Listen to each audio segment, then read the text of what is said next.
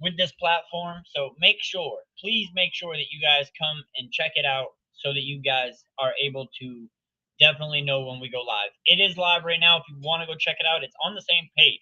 But if you don't have the notification bells turned on, you won't be notified and you'll miss out on it, like most people have been for the last couple months. I started yesterday going back live just on YouTube and realized how many people actually have been missing my streams.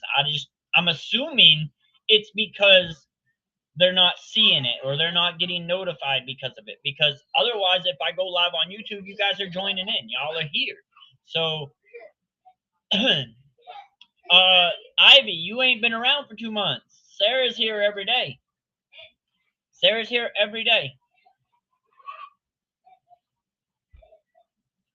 But we are actually at a standstill.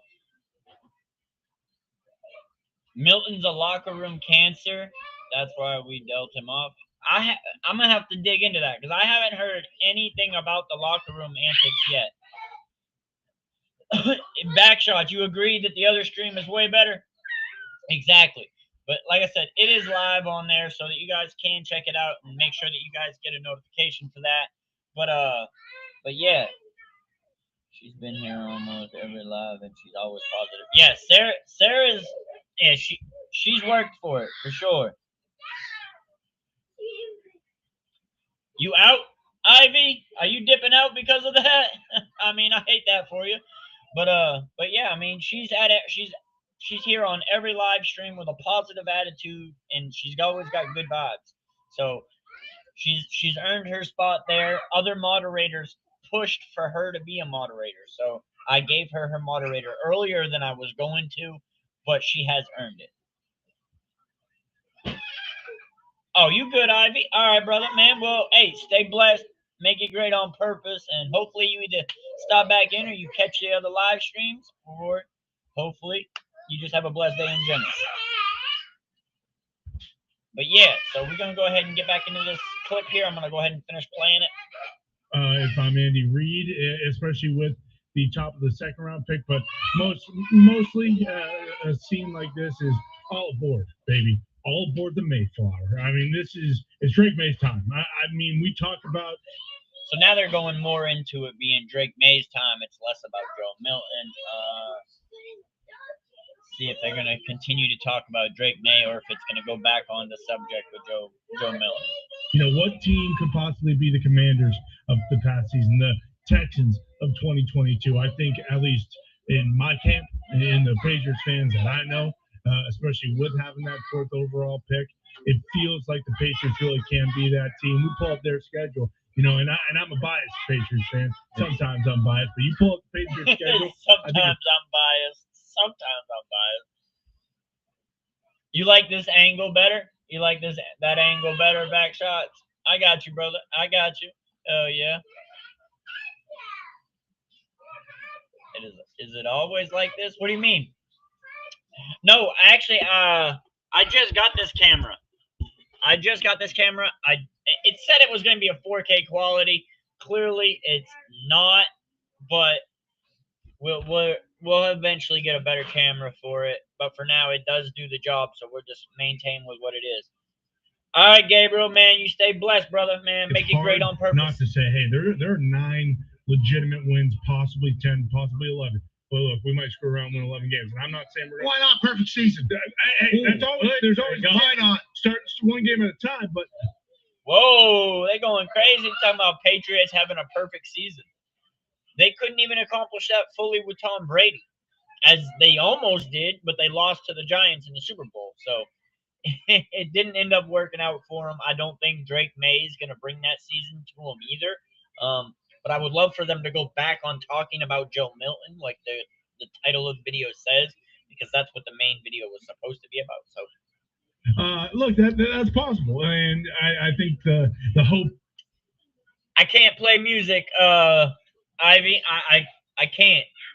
Man, YouTube has been copyright. YouTube literally copyright struck my channel for doing emotes on Fortnite. I did 3 emotes on Fortnite. and all three of them struck my channel. They all 1738. Yeah. Hey, I like Fetty Wap. I do like Fetty Wap, but I can't play it. All right, I see you. I see you. Yes, yes. Thank you, Janice. Thank you. Appreciate you being here as always. I know you're always here. But yeah, so we're gonna go ahead and continue this audio. Hopes are very high end, especially now, even though it is smoke screen season. It does feel like with Mike Vrabel, with the teams that have rebuilt kind of quickly. You could look at the Lions per se. Will Campbell at 4 feels very possible. Get that line, sure enough, and Drake. Everybody loves beefing up the offensive line in the football world. Not necessarily the most sexy pick whenever it comes from a fan's perspective or a media perspective, but you get a great offensive lineman. That is worth it in spades. Over under total wins for the Patriots, 7.5 this year. Hammer it. You just said 9, 10, maybe even 11. Boston Connor, a New England Patriot fan. But I'll tell you, after watching Drake May through certain things and then hearing the shit we hear about behind the scenes and then knowing what we know about Vrabel, who's able to win games. He became the #1 seed in the AFC with the most amount of guys heading the IR. You're talking about guys getting dropped on our team on Thursdays in very important positions and them somehow winning. Daniel, a quarterback, Derrick Henry, a running back. You do recall these times. Vrabel wins, seemingly. Yes. That is kind of our thought. Now that he has a quarterback, a franchise guy, and an ability to compensate people up in New England, maybe it is. Back. Maybe it is the time for the Patriots to be back. And maybe it is because the Mayflowers delivered it all. I just wanted to add a quick little tidbit because I saw it. All right, yeah, so they're done talking about Joe Milton. We'll move on from this video. But, that, man, it's just absolutely asinine. Some of the glaze that people are putting on Joe Milton. Now, obviously, some of the Patriots fans aren't going to say good things about him just because they're a little bit salty that they lost him. In the grand scheme of everything, he only got to play one game for him. But a lot of people saw the big arm that he has, and they were willing to fall in love because of that. Now, he has good moxie, and he had a good game against defense of Buffalo that was mostly backups for the last game of the season last year. He did end up winning the game ball, though, because he played so well. So I'm not mad at him. What I like about him most is the fact that as a quarterback that can run the ball really well, he does not look for the run. Even when he scrambles, if you look at his film, he is looking for the pass. He keeps his eyes downfield. He still scans the field, and he can make a completion doing so, as we saw many times in that one Patriots game. We want to run the ball real well. All right, so this is another video, DLLS Sports. You can check them out if you like the video or if you like the audio. You can go check out their channel for the full content of it. It says, would drafting Kelvin Banks fix the left tackle position? We'll get into this here a little bit. Well, how about we fix the offensive line with the best lineman in this draft class, Kelvin Banks, University of Texas. And I love that intentionally looking pen and piece. Dude. No, it doesn't matter. Let him eat them. There, I do think it's the best offensive lineman in this draft class. And good news for you, Jesse, is that it will also lead to the debate of how long are arms and how tall are people and where is he going to play. Because he played left tackle at the University of Texas, and some people are going to play him at guard in the NFL. And some. Now, I think Kelvin Banks is a standout tackle. I think he would be a heavy addition to the Cowboys locker room for as far as O-line. I think that could be very beneficial for the Cowboys. I have a hard time believing that the Cowboys are going to go 2 drafts back-to-back with taking left tackle at their #1 pick. I just don't think that they're going to do that. I could be completely surprised and thrown off and be completely wrong, but I just feel like that would be the Cowboys admitting that they made a mistake with who they picked up last year in Tyler Guyton. And we all know the Cowboys, who air quote that we've been in a 30-year drought, they don't like to admit when they're wrong. which in return obviously makes it hard for them to correct the issues that they then got wrong. So we'll have to see. Let's see what these guys have to say about what they've got to say about the actual picking of not Tyler, of Kelvin Banks. I'm going to try to play him at left tackle. But I love me some Kelvin Banks. He's my favorite offensive lineman in this draft class. If he went at number 12 overall to the Cowboys, I would bring him into camp and I would say, hey, Pablo, what it do, what it do? Hey, make sure you also are checking us out on the other. I'm live on YouTube in 2 places right now on YouTube. So make sure you guys also check out the fact that we are live and I am showing the video to this audio on my other live stream. I'm just trying to get everybody adapted to the other platform that I stream from because I've been missing a bunch of you because I haven't got to see you guys in forever, ever since I started streaming from the updated platform. So please make sure you check out the other side of this channel. We are live, and we are actually showing the audio to this clip that we're listening to right now. We're showing the audio and the video, so make sure you guys check it out. line up at left tackle? Sure. Unless Tyler Guyton looks like he's had a nice summer, then go play right guard. Is that a weird thing to do if I'm picking a guy at number 12 overall, to not be dead set on where I'm lining him up? I think so. I think so. I think if you pick him at 12, you make a decision today. You're playing left tackle. Tyler Guyton, you're going to play right guard or have some swing tackle position, maybe a little bit of right tackle as well. But if you pick him this year, you make the decision that he's going to get the first dibs at left tackle. Well, I love him. Like Kelvin Banks is a guy that was he had some of the. As a Texas Longhorn fan, Kelvin Banks is that dude at tackle. I think if he's not the best tackle in the draft this year, he's one of them for sure. I may on here also do a mock draft or 2 after this audio that we're listening to. So, like I said, if you have not already, make sure you check out the other live stream that's going on right now on my YouTube page, because if you're not checking it out, you're missing out on a major point of the actual content. So please make sure you're checking out the other live stream. There we go. We got Terrence in the house now, finally. See, now we're starting to get people to pull up over here. All these people that have been missing out on my live streams, I'm glad to get you guys over here. I'm glad to see that you guys are in the building. I'm appreciative to have all of you over here. Y'all are all amazing. I love my community, and I just want to give you guys the best content I can, and I can't do that from this stream particular. So we have another stream that where I can show you audio. I can be more interactive with the chat. I can bring your chat up on the screen. We can just have a better conversation, better content surrounding that conversation, and it'll just look good overall. So we're going to go ahead and continue this clip.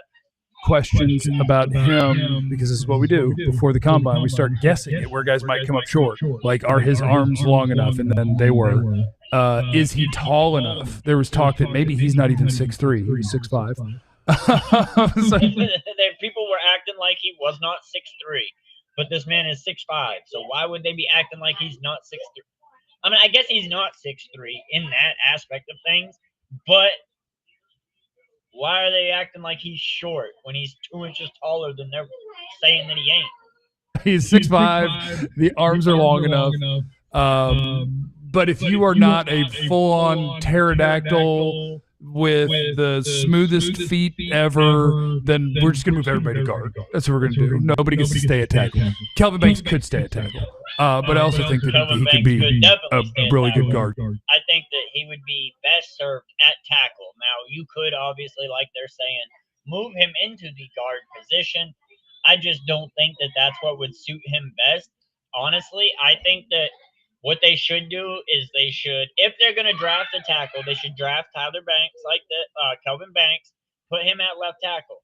Take Tyler Guyton, who we drafted last year, who was a right tackle in college, put him to learn underneath Terrence Steele at right tackle, so that once we get to a point where we have to re-sign Terrence Steele, that we have the opportunity to have the player underneath him that has developed, and now granted he's a first round draft pick, so that's something that the Cowboys aren't really interested in wanting to do with him, I'm sure, is to put him on the bench like he was a fourth round draft pick and let him develop behind the starter, Terrence Steele. But I think that might be what best fits him. I think that might be what benefits his career in the long run so much better. Agree. Yeah, right, Terrence? We definitely need help there, brother. Definitely. I agree. Because a lot of tackles, I feel like the way that they are able to move, like Kelvin Banks, one of my favorite things is flexibility, which is a weird thing to say about offensive linemen, I think. But even in his stance, flexibility is definitely a rare word to say when you're talking about O-line players. And the simple fact that because they're so big, you just don't imagine them being a very flexible person. But what they mean by flexibility is the fact that he can play multiple positions on the O-line. So that's what they're getting at. They're not talking about him actually being flexible, but that he can flex between different positions on the O-line.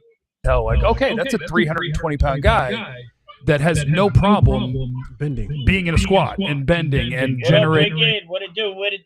Wicked, we are on the we have 2 lives going on right now. I'm trying to get everybody to switch over to the actual live stream so that they can know when that live starts happening more often.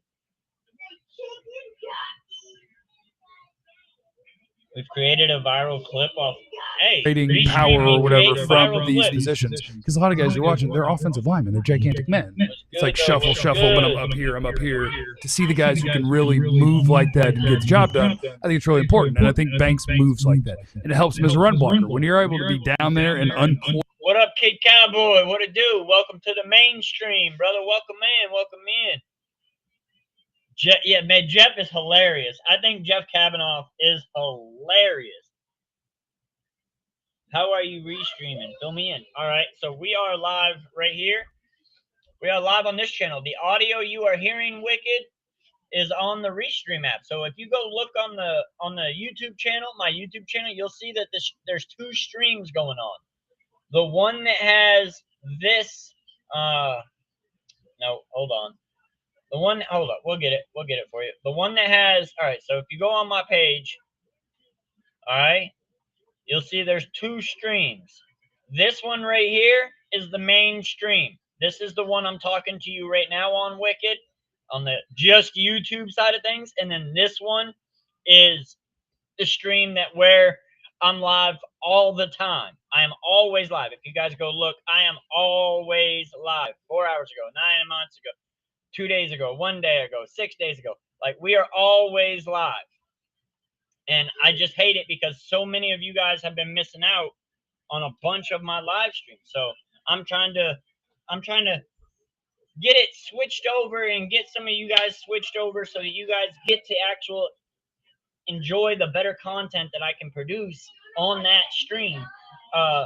But I noticed that a lot of you are missing from YouTube on that stream, even though we're still live on YouTube. And the only thing I can come up with for a conclusion is that the notifications aren't going to you for it because you haven't hit the notification bell. So please make sure you hit the like and subscribe along with the notification bell. That way you do get notified, and so that you guys can be a part of every live stream that I throw up if you're available. Obviously, if you're not available, I understand that this is what it is. But I just wanted to make sure that I try to get this point across so that you guys understand what I'm talking about. Watch out, Jeff will rub off on you and fill you up with QB Kool-Aid. Yeah, Jeff. Surprisingly, though, Kid Cowboy, Jeff has been really negative. Jeff has been really negative this offseason towards the Cowboys franchise, who was normally Mr. Positivity. Jeff Kavanaugh right here. Obviously, the other guy beside him is Jesse Hawley. Missed the first and 4th and long. But yeah, and his Jerry Jones impersonations are spot on. Like, his impersonations are spot on. I know Kid Cowboy, you probably have known him because you're always in the 105.3 The Fan channel. So I know he used to be a radio host over there with 105.3 The Fan. So I know you've probably been around Jeff Kavanaugh even longer than I have.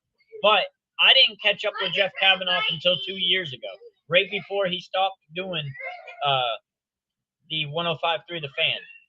Oil into somebody. Now we're moving people in the run game. And that's why I think that he could project to guard, but he could also be a tackle, whatever you think the Cowboys need. And the answer is they need.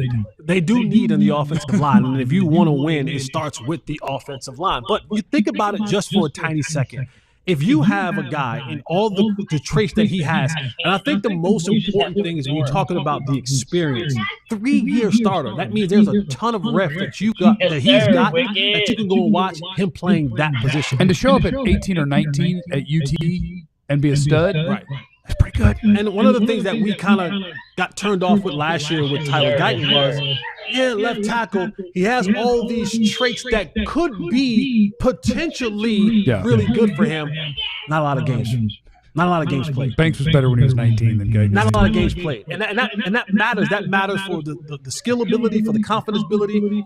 I think when you're talking about that he doesn't have a lot of games played, I think that what that means mostly is that he's coming into the Cowboys, if we pick him, as a big ball of clay that the Cowboys can mold and shape and fit into the line where he seems best fit at. So I don't take it as a negative that he doesn't have a lot of games played. I think that could also be a positive in the fact that, like I said, you can mold him into being the player at the position that you think fits him best or that does suit his needs and his skill set best. But I think at tackle might be his main position. I think you could move him to guard, but I think that he'll probably still be better off served at tackle. I understand that as a rookie at tackle, it is tough. At guard, you can make less mistakes, or you can get away with making more mistakes in a sense. You have help on both sides of you, where at tackle, you're on an island pretty much by yourself. So if he was at guard, he would obviously be able to get help. So therefore, it is a little easier at guard, but I think he could thrive as a tackle.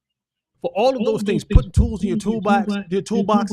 But when you look at the 3 years of him being able to start at that position, and he meets all the measurables, I think about. But 3 years starting at that position is still phenomenal. What up, ma'am? What it do? Yeah, we definitely need weapons. I'm not really one that wants to pick left tackle with our first-round draft pick. I honestly don't think the Cowboys will do that anyways because, again, like I was saying, that's almost the same as them saying that they were wrong in taking Tyler Guyton last year. And we know the Cowboys, they do not admit when they are wrong. So I don't see that that's going to be what happens. Hampton, Terrence, I'm kind of with you on that. Getting Banks and maybe Hampton at running back would be amazing. I think that if we take Banks at the 12th position, that we would have to trade back up to get Hampton because I don't think Hampton's going to make it out of the first round. I think he's going to be somewhere in the mid-20s when he gets picked. If the Cowboys don't take him at 12, I know they're looking at him. I know we brought him in on the 30-player visits. So it's very possible that we pick him at 12, where a lot of people say it's a reach. Some people do have him mocked to come to us at the 12th position. So I don't know. I think this draft is going to be really interesting. We'll be live for it, so we'll be able to get live reactions and thoughts and process of what we think is going on as it's happening. But yeah, I agree. We do need some team weapons, I definitely agree. A guy at left tackle, and then I have my left guard. I can literally have the best left side of an offensive line. Now, I will say, Kelvin Banks next to Tyler Smith, I think that's a good duo to have on that left side of your offensive line. I think that could be setting a precedence at that point for having a good O-line again, like we used to, the Great Wall of Dallas. But we'll just have to see. I'm not sure that that's the route the Cowboys go. But these guys might know more than I do, especially Jesse Hawley. He does have some insider information because he knows people in the building. Jeff has insider information as well, but that's just secondhand because of other people that he knows that know people in the building. So we'll go ahead and continue this clip. We're talking about I can go Kelvin Banks and Tyler Smith on the left side. The confidence that gives your quarterback to know I'm pretty secure out here on the left-hand side. I'm not worried about my blind side. And sorry about the audio in the background. I got a 3-year-old that's just being a butt, not wanting to cooperate today. He's messing around with his older brother and just making noise. So please be mindful and understand that that just is what it is. Not being impacted at all. The run game. Hey, we can make our run game go left a lot. We can counter off that and come back right. And the thing is, the also thing you talk about the flexibility. I remember, watching all year long, Micah Parsons, one of the best pass rushers in the league. You know who he has trouble with? When he has to go up against the cat from Philadelphia, the right tackle from Philadelphia, Lane Johnson. Lane Johnson's him. But Lane Johnson, I think, is coming into the back stretch of his career. I'm be surprised that he plays 2 more years. You know why? Lane Johnson's big, Lane Johnson's physical, Lane Johnson's athletic. You're not stuck up and down. He's dancing with him, right? And so now if I get a guy like Kelvin Banks, a guy who can dance on that left-hand side, then I'm not worried about the likes of guys like Myles Garrett, Lil Mack, and all the other pass rushers that may come that the Cowboys may face, because I know I have a left tackle athletic enough, strong enough, experienced enough to go out there and dance with these jokers out there, because they're showing them pads 1 second. I definitely agree with what he's saying here. That it's definitely reassuring to know that you have a tackle that can go out there and play the position at a high level and not have to worry about him. Because all last year we got bamboozled a little bit because Tyler Guyton, the first week against Myles Garrett, he played phenomenal. Yes, there was a couple little errors here and there, but overall, Tyler Guyton had probably the best game of his season last year was week 1 against the Browns. And he held up, and it gave us false hope, and then it kind of started to slowly fall apart the rest of the season. He started to kind of get his feet under him towards the end of the season, and he's been in the weight room all off season. So we'll have to see what that does for him, whether that pays off or whether it doesn't. But he is working adamantly towards it. Brian Schottenheimer has come out and said that Tyler Guyton has been in the weight room trying to bulk up, because I know that where his hand placement was and his quickness on blocking the bull rush was hard-pressed to do. What up, Country Girl? Hey, Country Girl, you've been missing out. You need to go onto the channel. Hold on.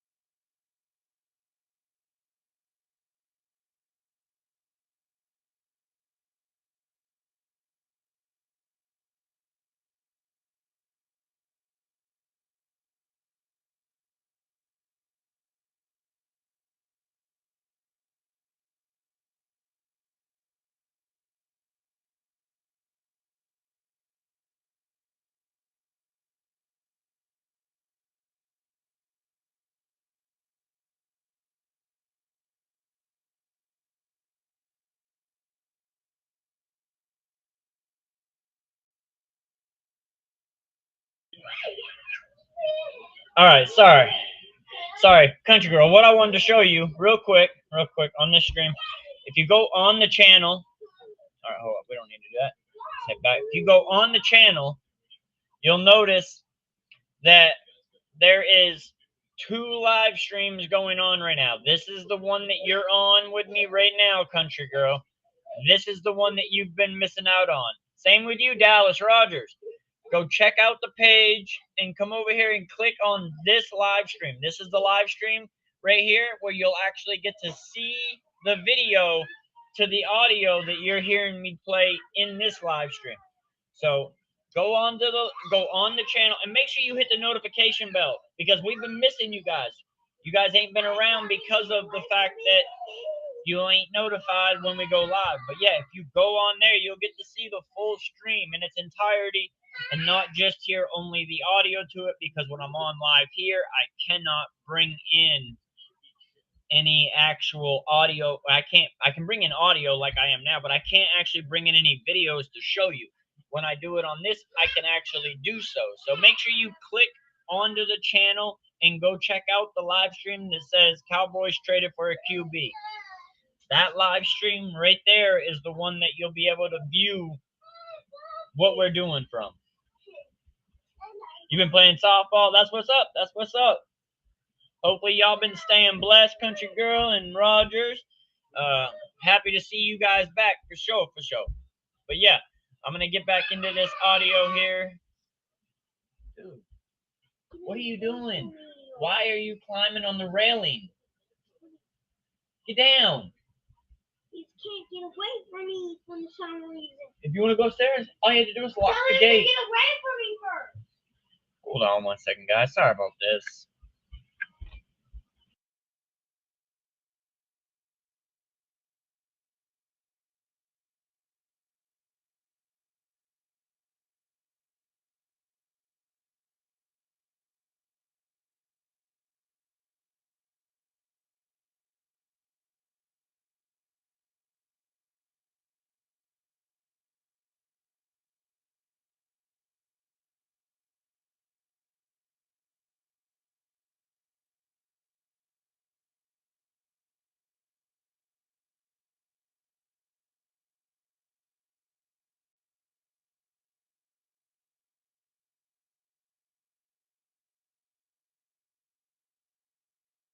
A 3-year-old one to act up. And he's still being loud as all get out.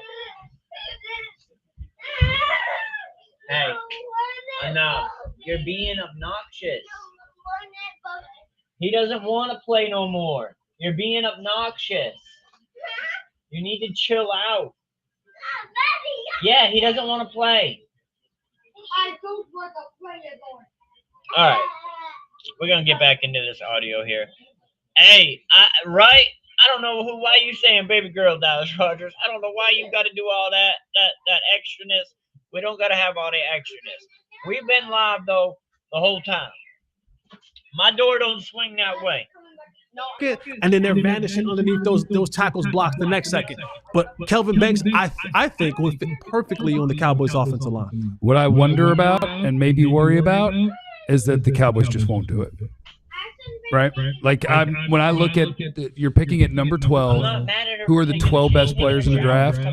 I think if you tell me that the Ohio State left tackle's knee situation is fine, I think 3 of the best 12 players in the draft are probably offensive linemen. So I think there's a decent chance the best player on your board is an offensive lineman.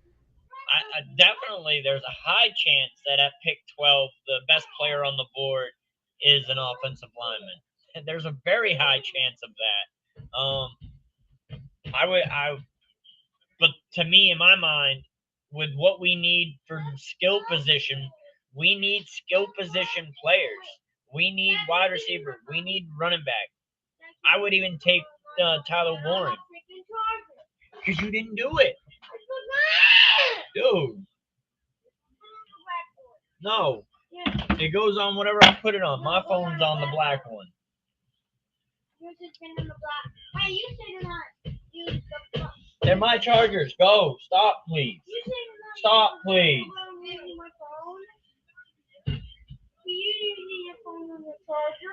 Just streaming at my house. Oh, it's storming at your house? Damn. What up, Ronaldo? What's good, brother? Hey, man, Ronaldo, go on my channel and click the stream that says Cowboys traded for a QB. That's the live stream where you're going to get to visually see the audio that we're playing. Do you think they will consider it? Like, I think they say we used a first-round pick last year on a left tackle. We're not doing it. Jeff Kavanaugh obviously has the same thought process as I do with I don't see the Cowboys admitting they're wrong in who they picked last year with their number 1 pick by taking another tackle this year. I just don't see them doing it.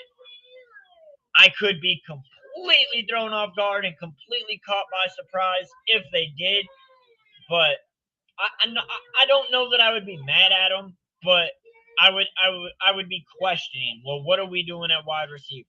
Well, what are we doing at running back? Because with what we currently have, and you can make the argument that Mingo could turn into a good number 2, but until that's been proven, I don't want to just fall back and rely on that. And would they use 12 on a guard? I don't know. Like, I worry that it's a thing that we say, you know, the best way to make this team better? Try to upgrade left tackle and try to upgrade right guard. That's the quickest shortcut. And they say, at right guard, I honestly think they just need to let Brock Hoffman play unless somebody falls to us at that position in the draft or comes available for us to be able to pick up. I know we did get Rob Jones to help with depth at the offensive line position. I don't think he's a starter. He's more of a rotational player. At one point, I will say he was one of Miami's best players on the O-line, but that wasn't a consistency. Yeah, we signed a guy to compete with Hoffman, and we used a first-round pick last year. And I worry that's where their head is because they have other needs, and they go, we're okay. Yeah, I just think in a copycat league, you look across and you go, man, Super Bowl champions. You know what they had? Offensive line. Yeah, a really good What up, offensive line. 389? And that to me is the start of you being able to protect the 60. What's the one reason the Chiefs lose Super Bowls when they do? Their O-line's not good enough. Why? That's one thing you'll learn. Obviously you haven't been around here very often, Leah, but if you come over here and you're talking to me in the chat, more than likely because of how I am communicating with the chat, you're going to have your name be read multiple times. So, and I push unity and I push community support between the whole community. I want us all to be able to support each other. If you guys have channels that you're trying to grow as well, I suggest that everybody subs to each other. That helps give each other a core base. And that's a starting point, a ground zero from everybody. And that ground zero will give you steps ahead because of the support you'll have from your community, which will be our community in return. And then you'll grow your own as well based off of whatever content you put out. Why can't Joe Burrow get deeper to the playoffs again? O-line. You know, like the teams who have good offensive line, give them. I don't think Joe Burrow's problem getting into the playoffs was his O-line. Last year, now granted, his O-line is a problem. Joe Burrow's O-line is a problem. What up, James? It's definitely a problem. But Cincinnati lacked defense last year. They literally needed defense to help them. Even with a poor O-line, they were still producing on offense. But they couldn't stop nothing. So themselves a chance each and every week. And I think the Cowboys, with the weapons that they could potentially bring in, you already have Dak, you already have CeeDee Lamb. I think solidifying and showing that offensive line. Make sure as you come through, Leah, you hit that like, subscribe, and don't forget the notification bell because you'll be missing out on this content. Because if you go on my channel, you'll see that we have 2 live streams going right now. The one that says Cowboys traded for a QB is the one here where you will get to see the actual audio, video to the audio that we're playing. So if y'all want to be able to get the full context of my content, make sure you go on my channel, hit the notification bell, and hit the video that says Cowboys traded for a QB because that's the other live stream that we have going on right now that's the main stream where we be streaming from on a regular basis. I'm trying to get people to go over there because I've been on there for 2 months now, and I haven't been coming on here. And I realized that a lot of people that were on here have been missing out on that stream. You have a good night too, country girls. Stay blessed. And good luck with your softball. Stop back in some more with us. Gives them the best opportunity to get to where they want to. They want to compete. You don't compete if you can't protect. Now, earmuff it for me just for a second. If you could just earmuff it for me. And here's the best thing. If you drafted Kelvin Banks at number 12 overall, and it turned out, just an okay tackle, you could put him at guard, and he would go. But you need to calm down, though, Micah. Stop being so wild. I can't watch anything. You are watching stuff. And I'm not mad at that. And I'm not mad at that. It's my backup plan. It's a good to have in my back pocket. I say eliminate the contingencies. Well, I have to keep turning my stuff up because you guys are being so loud. But hell, have one contingency plan. One contingency. Here is our very own draft expert and guru, the great Fran Duffy, on. When you guys quiet down, I'll be able to turn my stuff down. But if what I got going on can't be heard because you guys are being loud, I'm going to turn it back up. So if you calm down and y'all chill out, and Micah, you chill out. You need to chill out. It's going into nighttime. It's 9 o'clock. You need to start chilling out. You can play with the bubbles tomorrow. What up? Sabria, what's good? What's good? What it do? What it do? Welcome on in. Welcome through. Hit that like button, please. I'm talking to you. Hey, if you go check out the channel and you go and hit the second stream that's live right now, it says Cowboys Straight for QB, you'll get better audio and visual. Texas left tackle Kelvin Banks. All right, time. All right, so they're done with that take. That's done talking about will the offensive line being drafted fix the Cowboys O-line. I don't think that's going to be that easy. I don't think it's going to be that quick. But we're going to go ahead and play this. This is Aaron Rodgers has lost touch with reality. They're talking about what's going on with the Aaron Rodgers. So this isn't related to the Cowboys, but it's just an insight into what else is going on in the NFL right now. To really understand their decision-making process. They are back. Actually, who is this? I might not be able to play. This is a microphone, so I should be all right. But Into a corner with Aaron Rodgers. He's a free agent. He came to visit last Friday. We had a really productive day. I think Aaron is secretly still holding out for Minnesota. NFL free agency began almost a month ago on March 10th, and most. What up, Trent? Hey, Trent, go on the channel. Go on the channel, Trent, and click the second video that says that Cowboys traded for a QB. That is this video right here, Trent. That's the one where you'll get to see what we're talking about.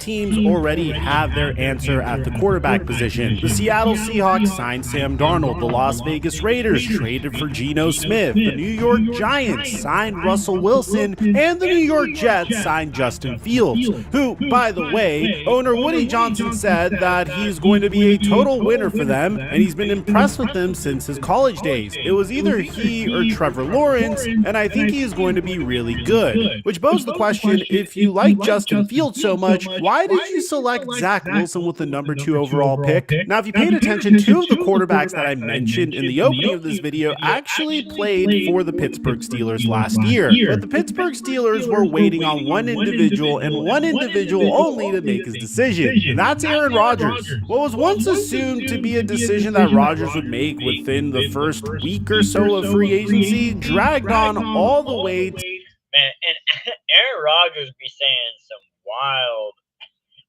stuff. So it's just completely wild, some of the stuff he be saying.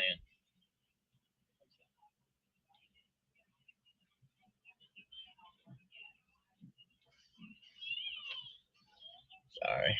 There we go. Had to fix something real quick. Had to fix something real quick. Building the plane while we're flying in the air. Hold up, wait a minute. Let me put that pimpin' in it. Let me try to get this back corrected, guys.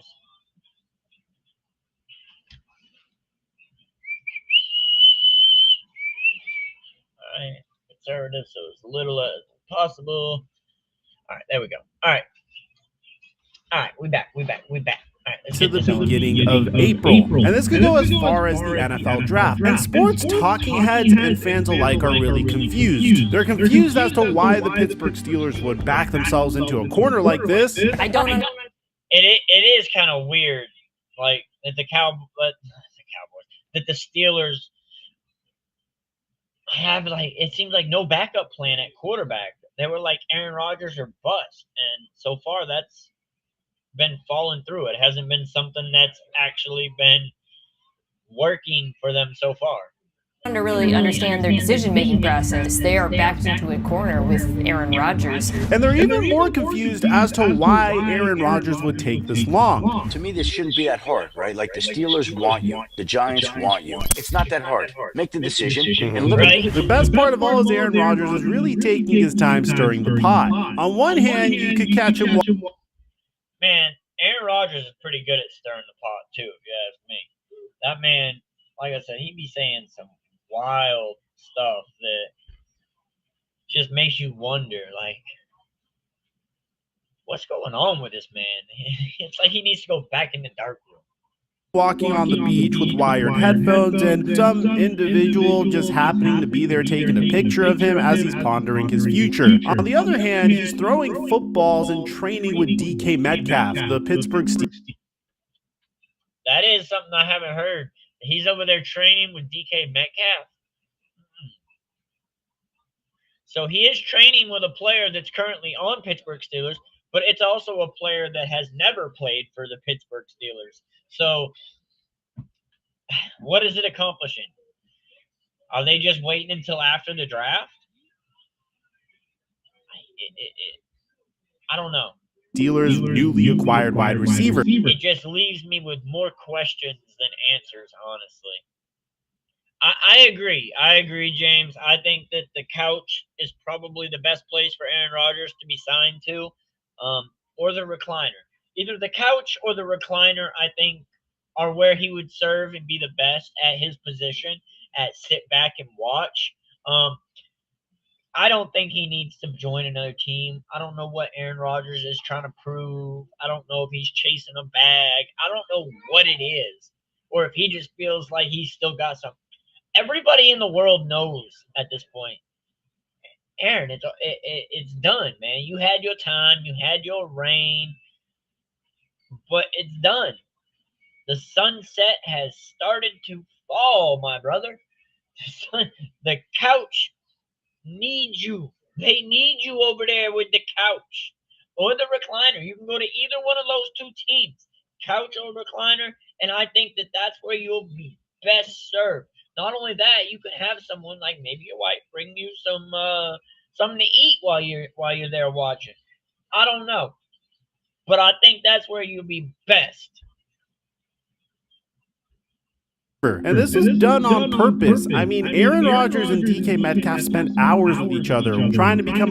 They were there working out at UCLA. Acquainting with one another and training together. There were multiple high-quality photos that hit social. This looks like it was more of a photo shoot than it was a workout at this point. Like, they hired a guy to come take pictures of them while they threw a ball. There's nobody out there as far as like a training coach or anything. It's just these two. So, and a cameraman.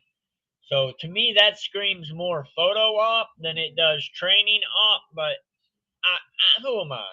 Media and even a video of Aaron Rodgers throwing the football to DK Metcalf about a week ago. So why would Rodgers do this? Well, this is what Ian Rappaport had to say about it. This was a planned throwing session. Sounds like it was a planned throwing session. Again, to me, that sounds like it was a planned photo op. They planned to have him over there and make sure that they could then get these pictures to post. Hey, look, I'm working out with DK. Pittsburgh, bring me aboard. I'm working out with your boy.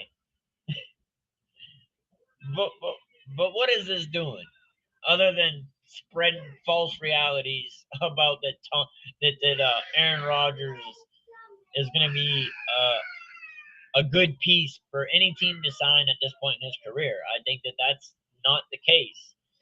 I just don't think it is. And if you don't agree, then let me know. Let me know if you don't agree. And we can debate it. But in my opinion, Aaron Rodgers needs to be signed to either the recliner or the couch. I think the sit back and watch position, again, is the best position for Aaron Rodgers at this point in his career. You know, he can do real good. He can have the remote in one hand and a beer in the other, or the remote and some food, or whatever Aaron likes to do. He don't have to worry about putting the helmet on. Welcome back. Country Girl, make sure you go on the channel and select the video that says Cowboys traded for a new QB. That way you can actually get to see the visual. That way you can actually watch the videos that I'm sharing instead of only listening to the audio. Because on here, all you get is the audio. Over there, you're going to get the audio with the video.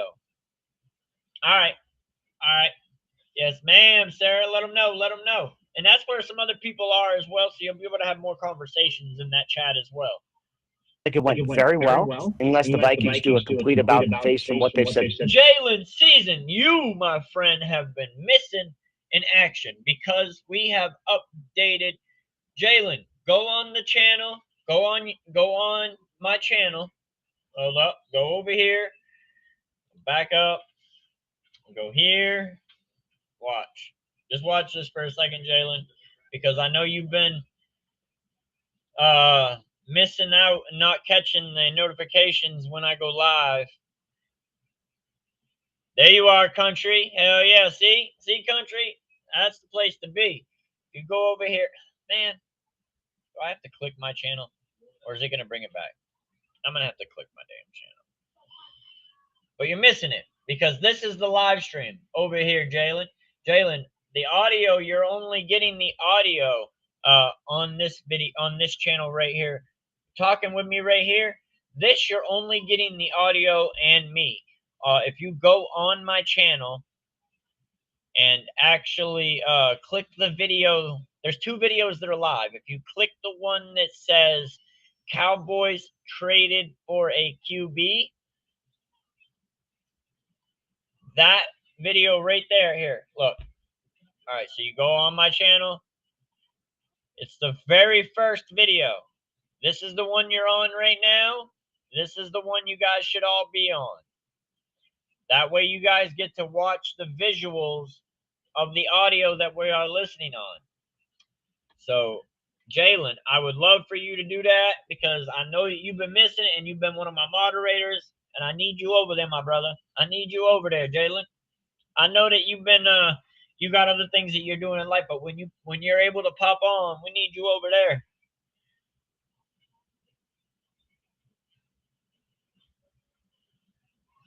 Yeah, that's why you've been missing the live streams. Because I've been live still almost every day. I still go live almost every day. Just a lot of people have been missing out on them.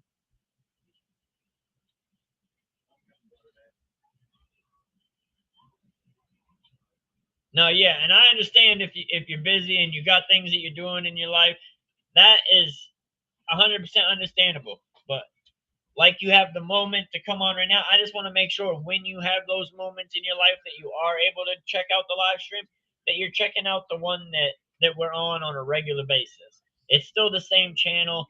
Just for some reason, if you don't have the notification bell, you won't be able to catch the channel. So make sure that you definitely get a notification for the channel so that way that we're all in one place and you'll be with the community and you'll be able to be the moderator in the community that you have been. Actually, I might have took the moderator away. Actually, I'm not sure, Jalen. Does it show that you, yeah, see, Jalen, you lost it because of that, because I didn't know. I thought everybody was gone. There's Jalen right there. Yes, sir. Yes, sir, my brother. See, I thought because until yesterday, sorry, this is a little bit of a sidebar off of the content we're making. I thought that until yesterday, I thought that people just weren't coming to my channel anymore. I thought that people just left. And then yesterday I got booted off because of a copyright claim. I got booted off my channel, off my live stream. So I went live here where I'm now. And then people started showing up again that I hadn't seen since I started the new platform that I was talking about before I started. I was telling everybody, hey, we are going to be upgrading. I'm going to be buying a PC. I'm going to be buying a platform that I can share on multiple channels with. And that's what I did. And I didn't really have any transition period. I kind of just jumped right into it.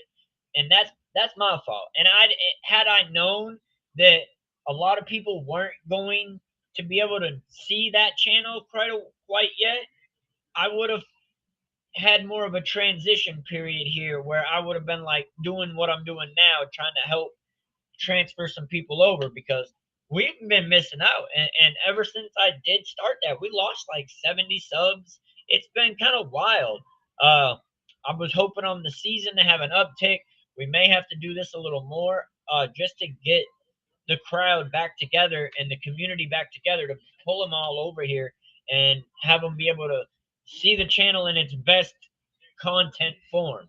Because honestly, you're going to get so much better content from me on that platform than you can here. I will definitely be doing more of these as I'm realized that I've been missing out on so many of my community members. What up, Casey? What it do? What it do? Shout outs to you.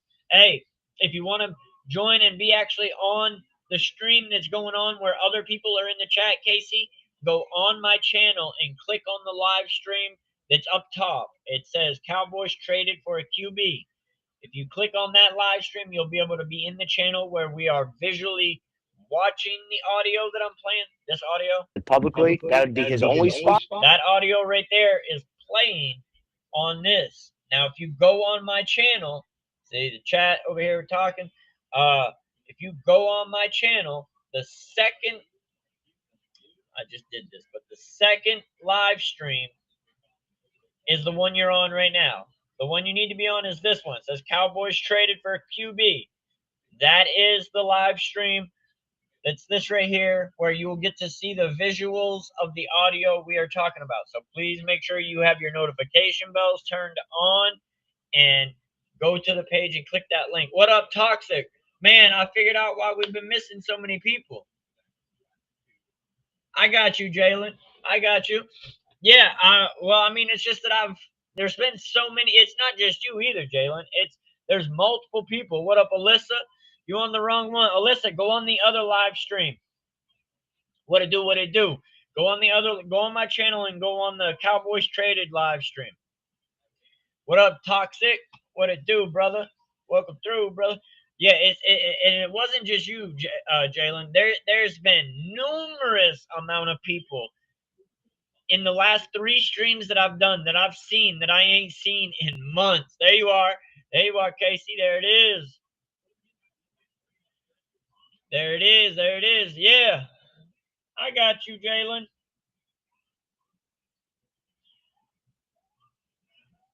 If you back, Jalen. I got you. Oh, wrong person.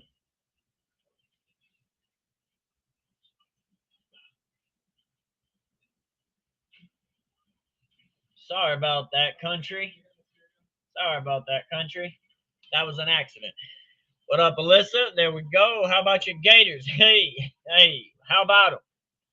How about them? All right, so yeah, this transition here is all definitely helping. We're definitely getting some of the people that we've been missing back to come back on the live streams. All right, so now we're going to get back into the audio. Unfortunately, I'm sorry, guys, but I will cut through the audio and have some sidebars if I find people that haven't been on the channel in a while because of the switch over. I'm going to try to switch them back over to the normal channel. That way we are all together and the community can chat with each other as a whole. So sorry about the little sidebar there. That I know it's off topic and not anything about the content, but I got to try to transition it because it's just been dragging the channel down that I didn't do the transition period.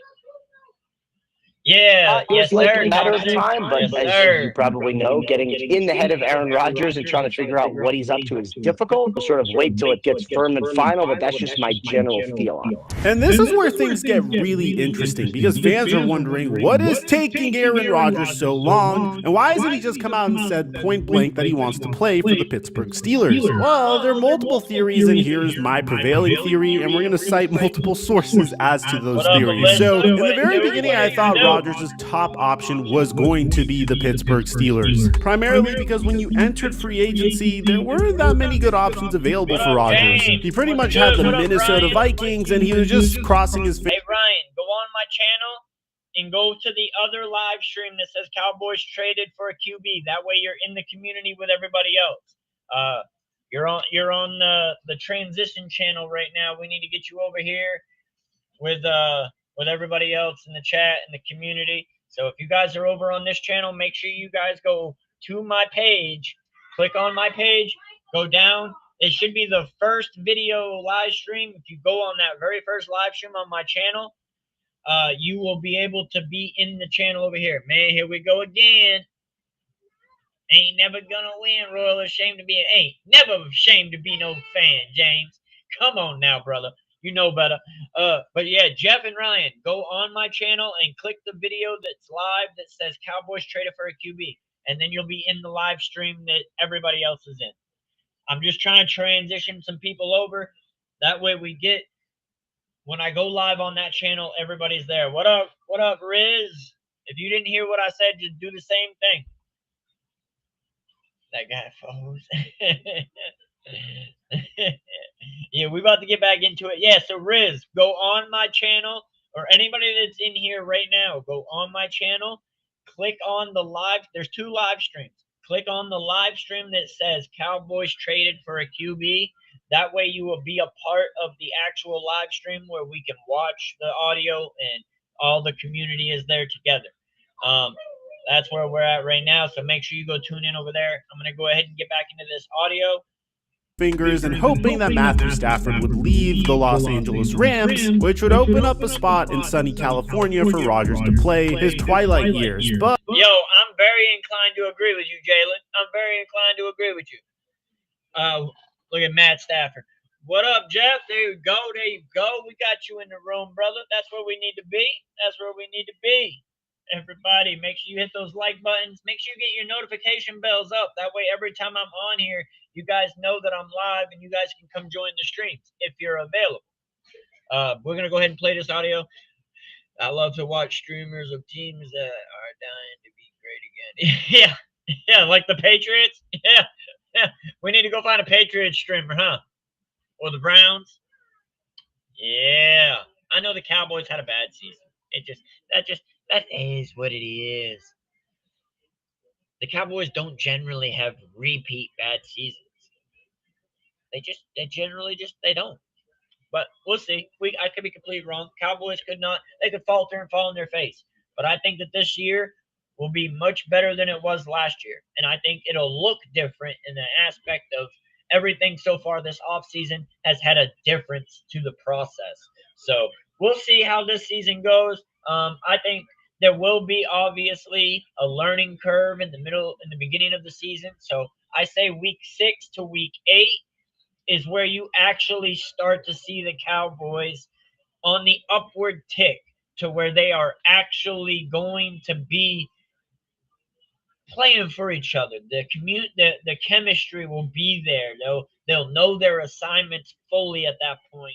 They'll have more of an understanding of how to play together as a whole, and I feel like they'll be much better. Oh, yeah. Of course, Ryan. Of course, Ryan. Hey, the Patriots, I have a feeling the Patriots will make it there. I have a feeling the Patriots will make it there. And I feel like the Browns, I honestly feel like their drought's been bigger.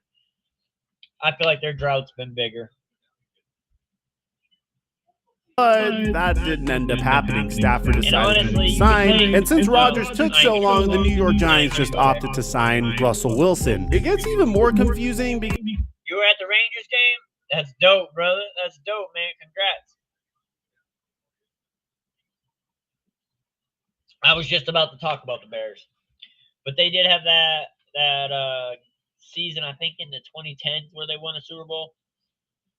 Because there may be a little bit of denial going on here, and I think behind the scenes, Aaron Rodgers is hoping one team changes his mind. Originally, Aaron Rodgers, like I've been saying, though, Aaron Rodgers' team that is in dire strait for him. There's 2 teams right now that could really use Aaron Rodgers, that he would be able to be at his best on these 2 teams. And I think that that's the couch and the recliner. I think that's where his, fall back and watch or sit back and watch position will be best played from. I think if he's up there on the sidelines, I don't think that he's going to be serving the team its best. I think he needs to get his ass off the field and find find a couch or a recliner to kick his feet up on, because that man is done, washed, finito. I ain't hearing it. Rodgers needs to retire.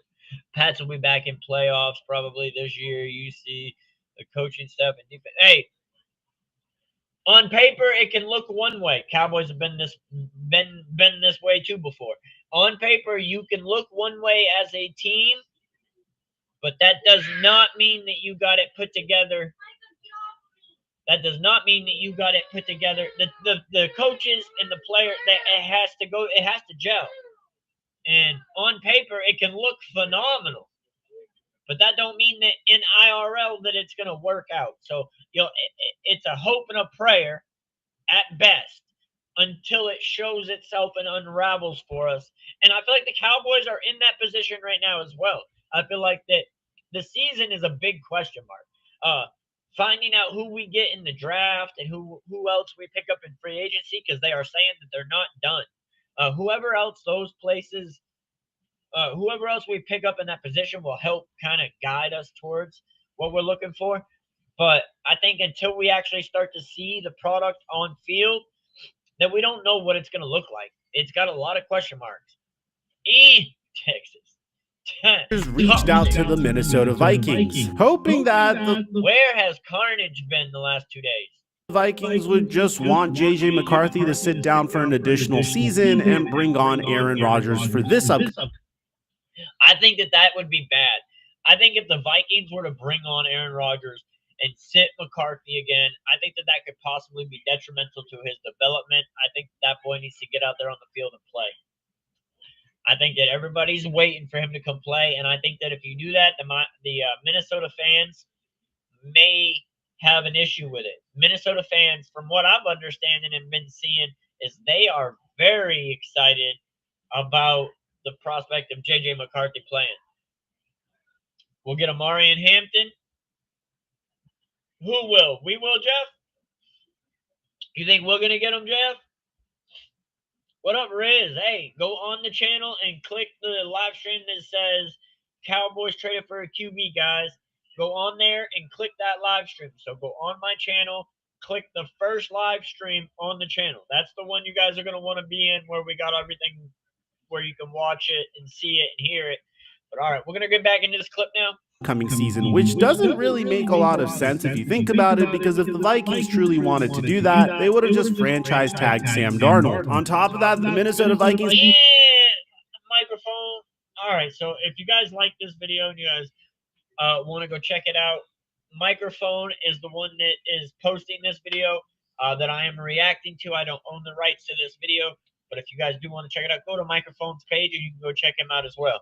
So, yeah, I wouldn't be mad at that. I think at the 12th pick, it's a little bit of a reach, which is really why I kind of wanted to trade. Obviously, it would also have gotten us a wide receiver. I wanted the Cowboys to trade with Seattle the 12th and the 18th pick. We get DK Metcalf, and we give them the 172 pick out of the 5th round. So we give them 2 picks. We move back from 12 to 18 and get DK. Now, obviously, the Cowboys would have had to pay him, and that might have been where the main issue was, is that he's going to be probably a $28, $30 million wide receiver. But now, if you get to come and play next to CeeDee Lamb, and you get people, and then at the 18th pick, we take Amari and Hampton and Dak Prescott, I think that there could have been an encouragement that maybe a team-friendlier deal could have been talked about. I don't know how much lower, but I think it could have been closer to maybe even the 25. But I don't think the Cowboys really saw into it or looked into it enough to know, and it kind of went to the wayside because Pittsburgh then picked them up. Have rejected multiple trade calls on J.J. McCarthy, saying that they're moving forward with him as their QB. The team plans to add a veteran, but they're... Which is really what Minnesota needs to do. They need to go ahead. Yeah, I don't either. That's why I think that the couch or the recliner really need to get him. No, I know you guys paid him big money. What'd you guys pay him? Toxic. What did you get? 30 million? Y'all give him 30? Not pursuing Aaron Rodgers at this time. JJ McCarthy. See, but with doing that, had we went ahead and traded for him, and then we would have signed him to a 3 or 4 year deal, we could have made his salary cap hit this year be minimal. It could have been minimal. So it would have helped open up the window for the Cowboys in there talking about we're all in, that we're in win now mode. I don't agree with it. I think that they're not all in. They're all in on trying to sell some bullish to us fans. Yes. They're all in and trying to make money. Yes. But are they all in and wanting to win a Super Bowl? I don't think that's necessarily what they're all in on. And if they wanted to show us fans that they would have probably gone and got DK. Or even Cooper Kupp, which I don't think is as good as DK. But we had Dak Prescott and CeeDee Lamb actively trying to bring in Cooper Kupp. Cowboys heard his price and were like, we're not interested. So obviously Cooper Kupp wanted too much money. So if they weren't going to pay Cooper Kupp, they definitely weren't going to pay DK because DK got a bigger contract, from my understanding, than Cooper Kupp did. So McCarthy enters this season as QB1. And Cooper Kupp has been injury prone, hasn't even had a full season in the last 3 years. According to Tom Pelissaro. So you would think this ends all of the Aaron Rodgers discourse. I mean, Ian Rappaport even quote tweeted this a few weeks ago saying that the Vikings being out on Aaron Rodgers should help bring clarity. But like all things Aaron Rodgers, that wouldn't end things. Bear in mind, it wasn't just Ian Rappaport that said this. Adam Schefter agreed that Minnesota's out on Aaron Rodgers. With Aaron Rodgers, we don't. Hey, hold up. Osman, Cowboys for life. You guys ain't been able to catch the live stream. So what I need you guys to do is I need you guys to go to my channel here. I'm going to demonstrate. I know this is a sidebar, everybody. I know we're doing another sidebar, but I'm trying to get everybody converted over to the channel where we need to be. You paid 5 years, 150 million. So 30, exactly. That's what I figured. But if you guys go over here on the channel, you'll see that we are live on 2 different streams. This is the stream you guys are currently on over here. You guys need to come over here to this stream. Cowboys traded for a QB. That live stream is where the audio that you're hearing, you'll get to see the visual, and you'll get to see the chat. Like, this is the live stream where I need you guys to be. So go on the channel and click this live stream. Cowboys traded for a QB. This is where you are. This is where we need you guys to be. So make sure you guys go over there on the channel and click that live stream. I'm still going to stay live here because that's what I'm trying to do, is I'm trying to transition people over to this so that when I go live on this platform like I've been doing, I still get to see everybody that I haven't been seeing for 2 months because I didn't realize that I was going to have to do a transition period. So I didn't do one. So now I'm having to backtrack 2 months into being with this platform and try to transition and get everybody over here. But if y'all remember, the ones that have been here on this channel for long enough, y'all remember I was talking about getting a computer. I was talking about getting a platform. And we finally did it. And the problem with it is I did it and I kind of just dropped this and just did that. I should have had a transition period. That is completely my fault. I did not understand until yesterday that YouTube, or however it works, doesnn notify people the same way. So I've got to then go notify them. Yes, sir. I see you, Big Money. Welcome in. Don't be mean, double tap that screen. That's what we talk about. So yeah, Osman, I got you here. That's what's up, my brother. That's what's up. Yes, sir. All right. So yeah, Curtis, Cowboys for life. Make sure you go onto that platform. Go on to my channel and click that stream. That way you're over here with the community and you get to see the visual to the audio that we are watching and reacting to right now. Obviously, Adam Schefter has some weird-ass face on my screen right now because of where it's paused, but that's besides the point. Rams house. Hey, I appreciate you. What up, Jessica? I know you ain't been here in a while because it's been different, but I need you to go on to my channel, Jessica, and click the live stream that says Cowboys traded for a QB. That's where you're gonna find our your best content. We're live on 2 streams on the channel, so if you go on that one, that's where everybody else is right now. So once you get over there, you'll realize that that's where the community is. I need you guys to make sure you hit the notification bells so that you guys do get notified when we go live, because we've been missing y'all. I want y'all to stay a part of the community. I appreciate all of y'all. And I was wondering where everybody went, and then I realized, oh, I need to transition people over. YouTube ain't going to do it for me. So now I'm backtracking and I'm having to do that. Just need a QB and y'all be fine. I agree. If you're talking about the Steelers. Angry run style. Yeah. All right, we're going to play this video game. We can only surmise Rodgers had his way.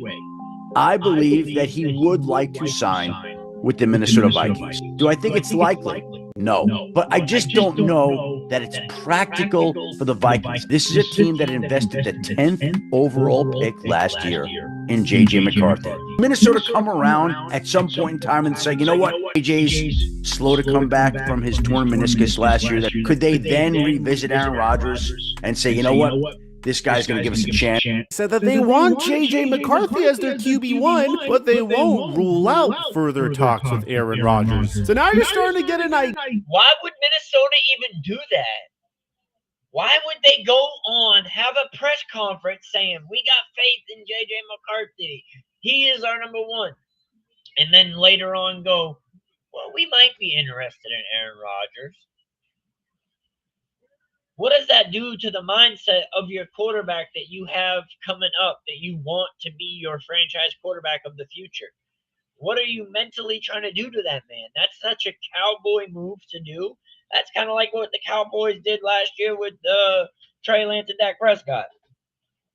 I do think the Cowboys will be better this year. I think the Cowboys will be better this year just if they stayed healthy.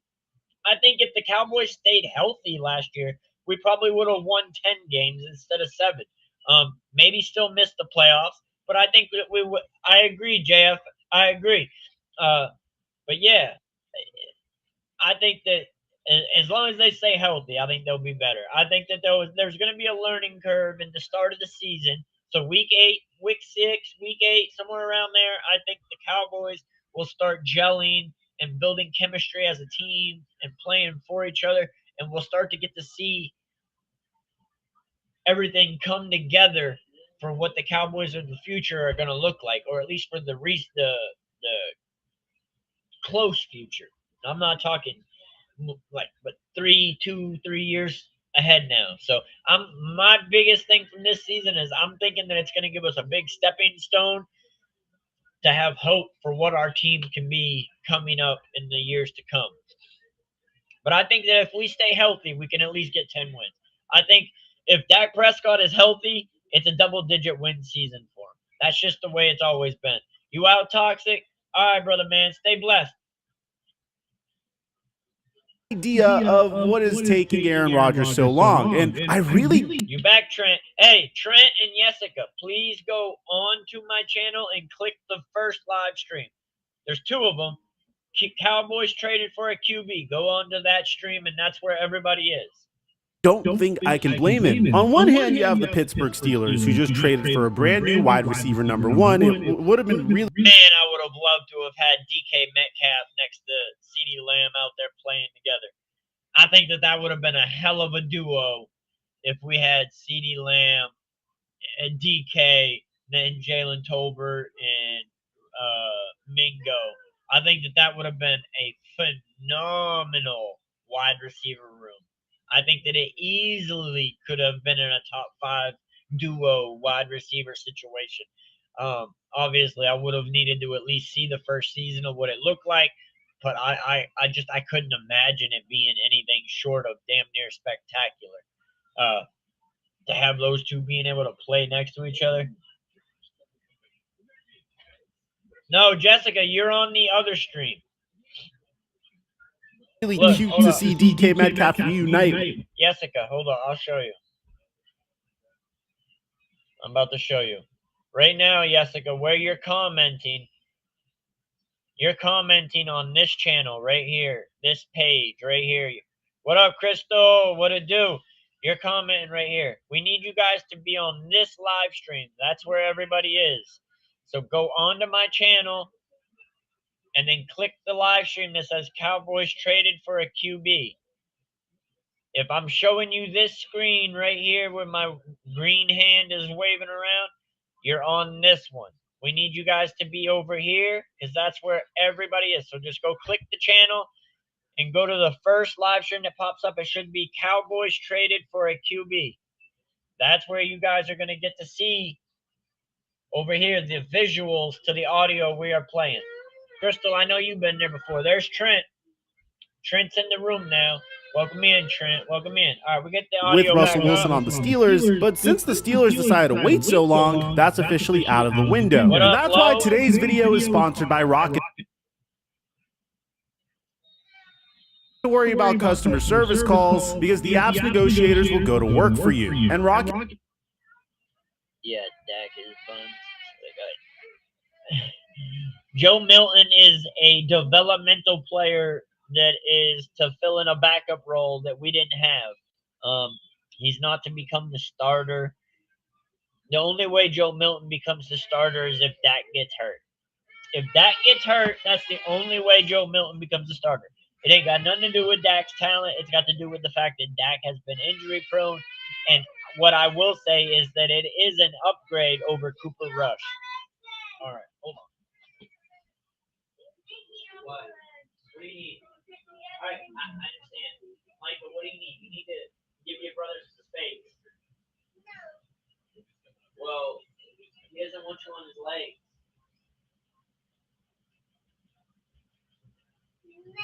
Well, then figure it out, baby. All right, sorry, guys. Sorry about that. But yeah, just if you guys are here where I'm pointing at, you're on the wrong channel. You're on the wrong stream. Go over to my channel and click the video that says Cowboys traded for a QB. Wanted you to know that I have hairline fracture in my left hip at a doctor's found it a few days ago. Damn, Crystal. Man, my thoughts and prayers go out to you. I hope for a healthy recovery for you, and hopefully everything gets better for you. But yeah, if you could just go to the channel and click the live stream that says Cowboys traded for a QB. That way everybody's together. Same with you, low prods. Click on that onto the channel. Go to the channel, and there's Jessica. Oh, you're on both of it? Hey, well, I appreciate that, Jessica. The views over there are still wanted to be had, but I'm just trying to get everybody transitioned so that when I do go live, that everybody catches it. Because I'm always live, but most people have been missing. But yeah, man, my thoughts and prayers go out to you. And man, look at you, Crystal. Man, God bless you, Crystal. Jonathan, Mike, Eric, the Alchemist, and J-Buck. Shout outs to all of you guys. You guys just got free memberships donated to you from Crystal. Shout outs to Crystal Richmond. She a real one. She always doing great things. We appreciative of her for sure. What up, Casey? Casey, go on the channel and click the other live stream, please. Money has a proven track record that works. You gotta go, Jessica. Hey, will you stay blessed, girl, man? Make sure you have the notification bell turned on for us so that you get to catch more of our live streams. We've missed you in the chat. Or at least I've missed you in the chat. There's a bunch of you that I've been missing, and I'm just glad that I get to see you guys now. So I'd love for you guys to continue to be on the main streams. They've helped customers save up to $740 a year when they use all of the app's premium features. They've also helped customers save a combined $500 million in canceled subscriptions on its team that doesn't have a single flaw on its roster and has been attractive destinations for a quarterback. If you take a look at not only their offseason, but the overall... Yo, I mean, Minnesota has a stacked roster for offense. I mean, that's a quarterback's dream. You got Justin Jefferson and a couple other makeup of their team. It's easy to see why. This is a team that doesn't have a single flaw on its... Justin Jefferson easily makes it a very attractable destination to have him as your wide receiver. Roster and has made You could throw the ball anywhere in that boy's vicinity, and he damn near catches it. huge moves in free agency. It's like the perfect combination of calculated What, Bob? risks and flashy acquisitions. I mean, for instance, What up, Dylan? Hey, Dylan, go on the channel and click the live stream that says Cowboys traded for a QB. That's where everybody is. they decided to take a flyer on former number 3 overall pick Jeff Okudah. They decided to bring in explosive What up, Ondale Moore, who Jonathan? ran What it do, brother? What it do? That was Crystal Richmond. Crystal Richmond gave you a membership, so shout outs to her for that. But what's up, my brother? Welcome in, welcome in. Appreciate you coming and tapping in with us. Appreciate it. 4.32 40-yard dash at the Combine in 2021. He missed all of 2024 with injury. They already had Aaron Jones, but on top of that, they decided... But yeah, Dylan, you'll get to see the visuals to this audio you're hearing if you go on my page and you click the first live stream that says Cowboys traded for a QB. decided to trade for Jordan Mason, bringing the perfect complementary back alongside Aaron Jones. In the event that Aaron Jones decides to take a step back this season, giving up the 160th pick in the 2025 NFL Draft for the 49ers' 187th pick, in addition to sending a 2026 6th-round pick to the San Francisco 49ers, and then signing Jordan Mason to a 2-year, $7 million contract. This underratedly gives the Minnesota Vikings one of the most exciting backfields in the entire NFL. They were also able to convince Harrison Smith not to retire and return for a 14th season. They were able to bring back Byron Murphy, who made his first Pro Bowl last season. They were able to sign ex-Pro Bowl center Ryan Kelly. They poached Isaiah Rodgers from the Super Bowl. So, hey, man, Minnesota's trying. Even though they had a good season last year, winning 15 games, which is hard to do in the NFL, they're trying. They're actively also going to try to get more pieces to just better their team. And hopefully it works for them. Because like I've said previously, I think it's great when all teams are good in the NFL. I think that that's when the NFL is at its best and has the most competition, when everybody is good. Winning Philadelphia. Obviously, there's going to be some teams that just are ass and is uncontrollably ass, but that just is what it is. But when the majority of the teams in the NFL are good, more people are going to watch football. Philadelphia Eagles. And probably the two most exciting acquisitions had to do with the trenches. Signing Javon Hargrave once he was released from the San Francisco. See, I would have loved for the Cowboys to have picked up defensive tackle Jonathan Hargrave.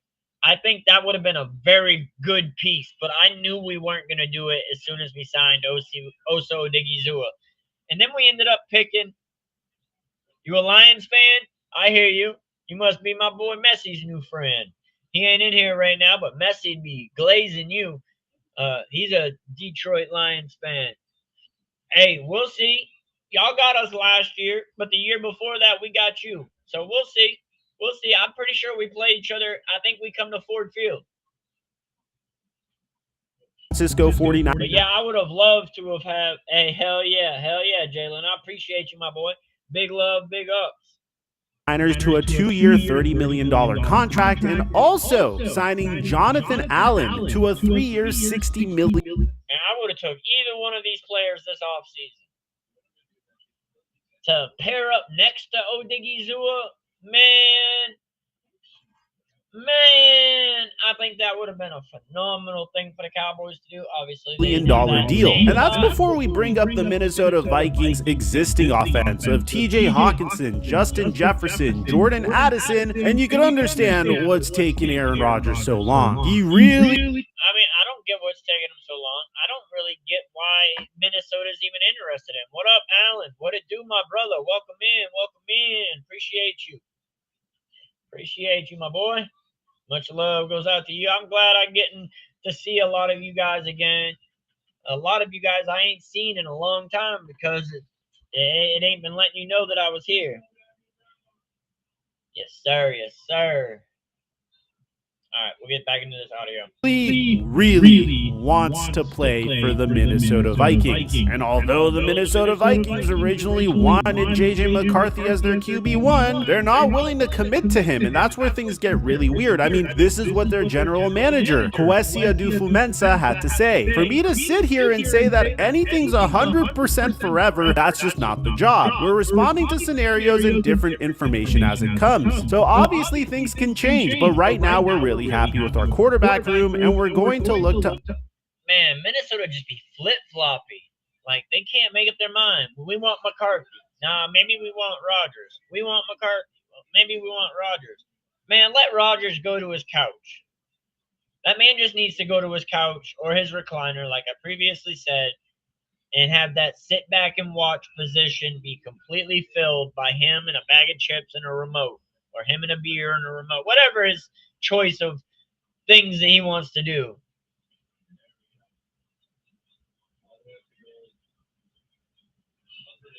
Huh?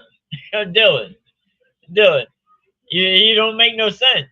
You don't make no sense. You can't compare Milton and Mingo to Steve Young and Jerry Rice. These are two players that are unproven in the NFL. Jonathan Mingo and Joe Milton are developmental players that are still unproven. We don't know what they're going to be in the NFL yet. And to jump to the conclusion that they are better than the starters, it is a far stretch. Who you prefer the boys trade for, Tyreek or McCaffrey? Tyreek. I think we need more of that wide receiver. The running back position is deep in the draft. It's deep. So if we can get a wide receiver, fix our O-line, I think running back in the draft will be a big help. What?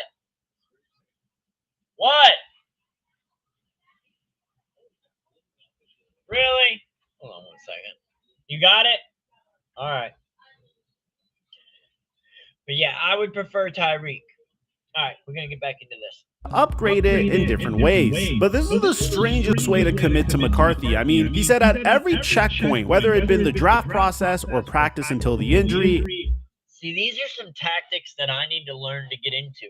I need to go pre-record some of these videos that I'm going to play and put these background, put this overlay on the video. If you notice, he has an overlay on the imagery of it, so that it's not like it's a different image. I don't know. Maybe it works for him. I don't know. And really, the offseason now, he's met the bar. He's exceeded our expectations at every point. So I don't have the ability to tell you what the future is, but I can tell you what I expect to be the outcome this offseason from the competition. But it's also our job to set up a quarterback room. I hear you, Dylan. Hey, I was questioning that. I was like, what? Is he joking? But no, yeah. I think Mingo has good potential to be a solid wide receiver too. I just like to see what this off season and training camp and having a full season with the team will do for him. We brought him in so late. I think he only had 1 or 2 catches all season. He only had like 4 or 5 attempts with us. So we'll just have to see what he does. But I think that there is some potential for him to be a solid wide receiver too. And Joe Milton, I have a lot of promise with him. I think that he has a lot of potential to be something good in the future. Obviously, development, so he needs to develop a little bit, but that's going to have to provide insurance in case somebody needs to come in for a couple of games. And that's our job as a personnel department, to look at all the options out there and make sure we're setting ourselves up the best way we can. And that's why Aaron Rodgers and Kevin O'Connell had a lot of conversations. O'Connell hasn't commented on the situation, but Mensah has said that O'Connell looped us in on their discussions to prompt an organizational dialogue. It's a new thing to talk about a player at that caliber, and I'm always somebody who wants to learn and grow myself. Man, I think that this is just, and for it to be public, I think it just put a bad taste in J.J. McCarthy's mouth. I don't see where he would be cool with it after he was told that that's his job. What position should the Cowboys target with the 12th pick? If Ashton Genty is available, which I don't think he will be, I absolutely don't think he'll be there, running back. If not, I think wide receiver. I think Ted McMillan, Luther Burden. Luther Burden's who I was on in the beginning of the season from Mizzou. I think that he really has good potential. I think he is one of the best overall well-rounded wide receivers in the draft. But Ted McMillan I'd be happy with. Udoga or Buka I'd be decently happy with. And then I don't know. We really need cornerback, but I don't know. Will Howard, I think, might be a reach there. So I'm going to have to say probably wide receiver. If we were picking anywhere past like 18 and up, I would say go ahead and pick Omarion Hampton. But it makes it complicated because we need a wide receiver and we need a running back. So and we need cornerback. Those are the three main positions. Being involved in that dialogue is really special. So pretty much he just said a whole bunch of nothing, not really committing to JJ McCarthy, saying that they were very impressed with JJ McCarthy's development and not shutting the door on Aaron Rodgers. And this wouldn't be the only interview. How can you be impressed with someone how can you go to someone to their face and tell them that you're the one? I'm impressed with what you've been doing. And then turn around and be like, hey, Aaron Rodgers, what you doing? You want to come play for us? Yeah, I got JJ McCarthy. Yeah, he'll be all okay to sit behind you. Hey, you're gonna be the starter though, okay? But yo, just come on.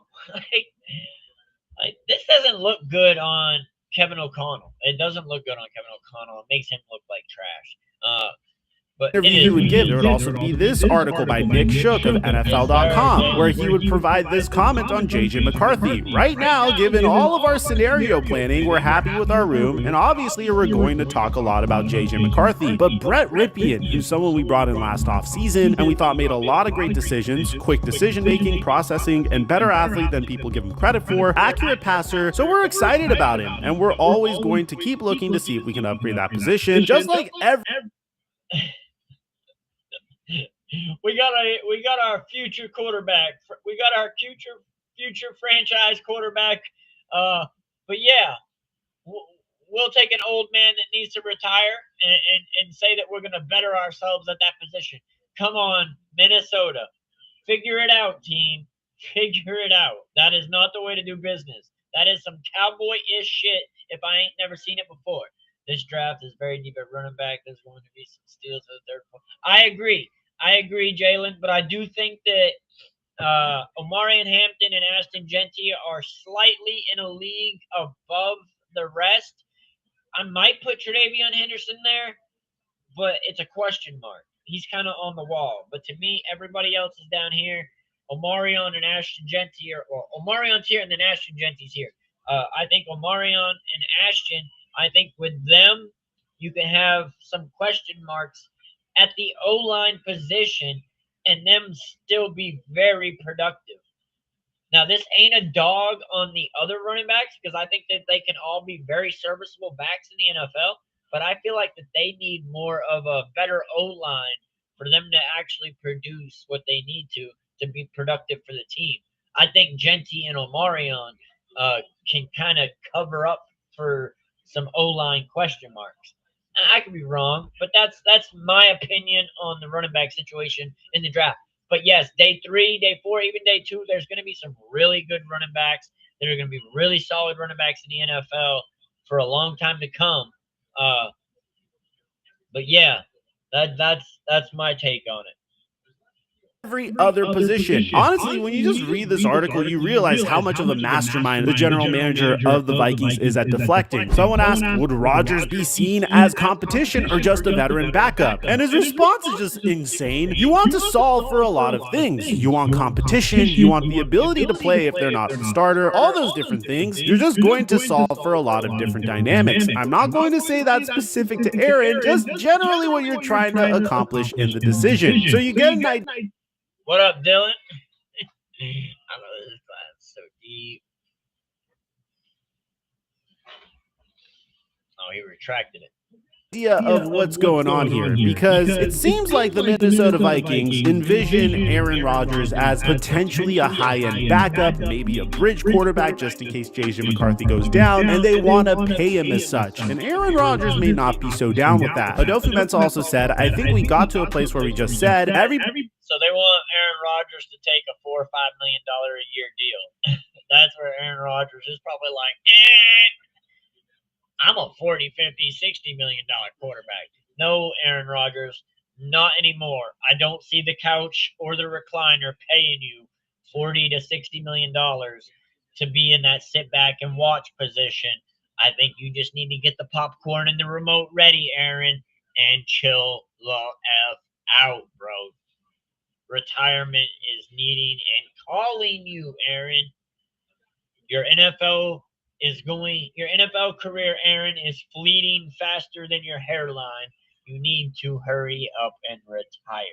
Sorry, not sorry. Sincerely, Royal Rawls. But he was transparent, but right now we feel good about where we're going, and that's really how it ended. It's ultimately up to him. Yeah, you may not be wrong, Alan. You may not be wrong. I don't know what JJ McCarthy is. Like, I can't sit here and confess to you that I think he's going to be a world beater or I think he's going to be trash. I think we just don't know yet. I think that he's still got his whole career to figure that out. But as of right now, I think he is a question mark. So I don't know. I think the camera might be better up here than it is down there, because I think you actually get some more eye contact with me because of the screen. It's hard to talk about a player who's not under contract for our team and who isn't a member of this team. It's ultimately up to him and what he decides to do with his future. But that's kind of where we left it. And that's what's taking Aaron Rodgers so long. And this isn't the only indication of the Vikings leaving the door open on the Pat Mac. Scatterboo wouldn't be in my top 5. And if he was, he would probably be 5. I think Travion Henderson is above Scatterboo. I think Quinshawn and Travion are both above Scatterboo. I could tell you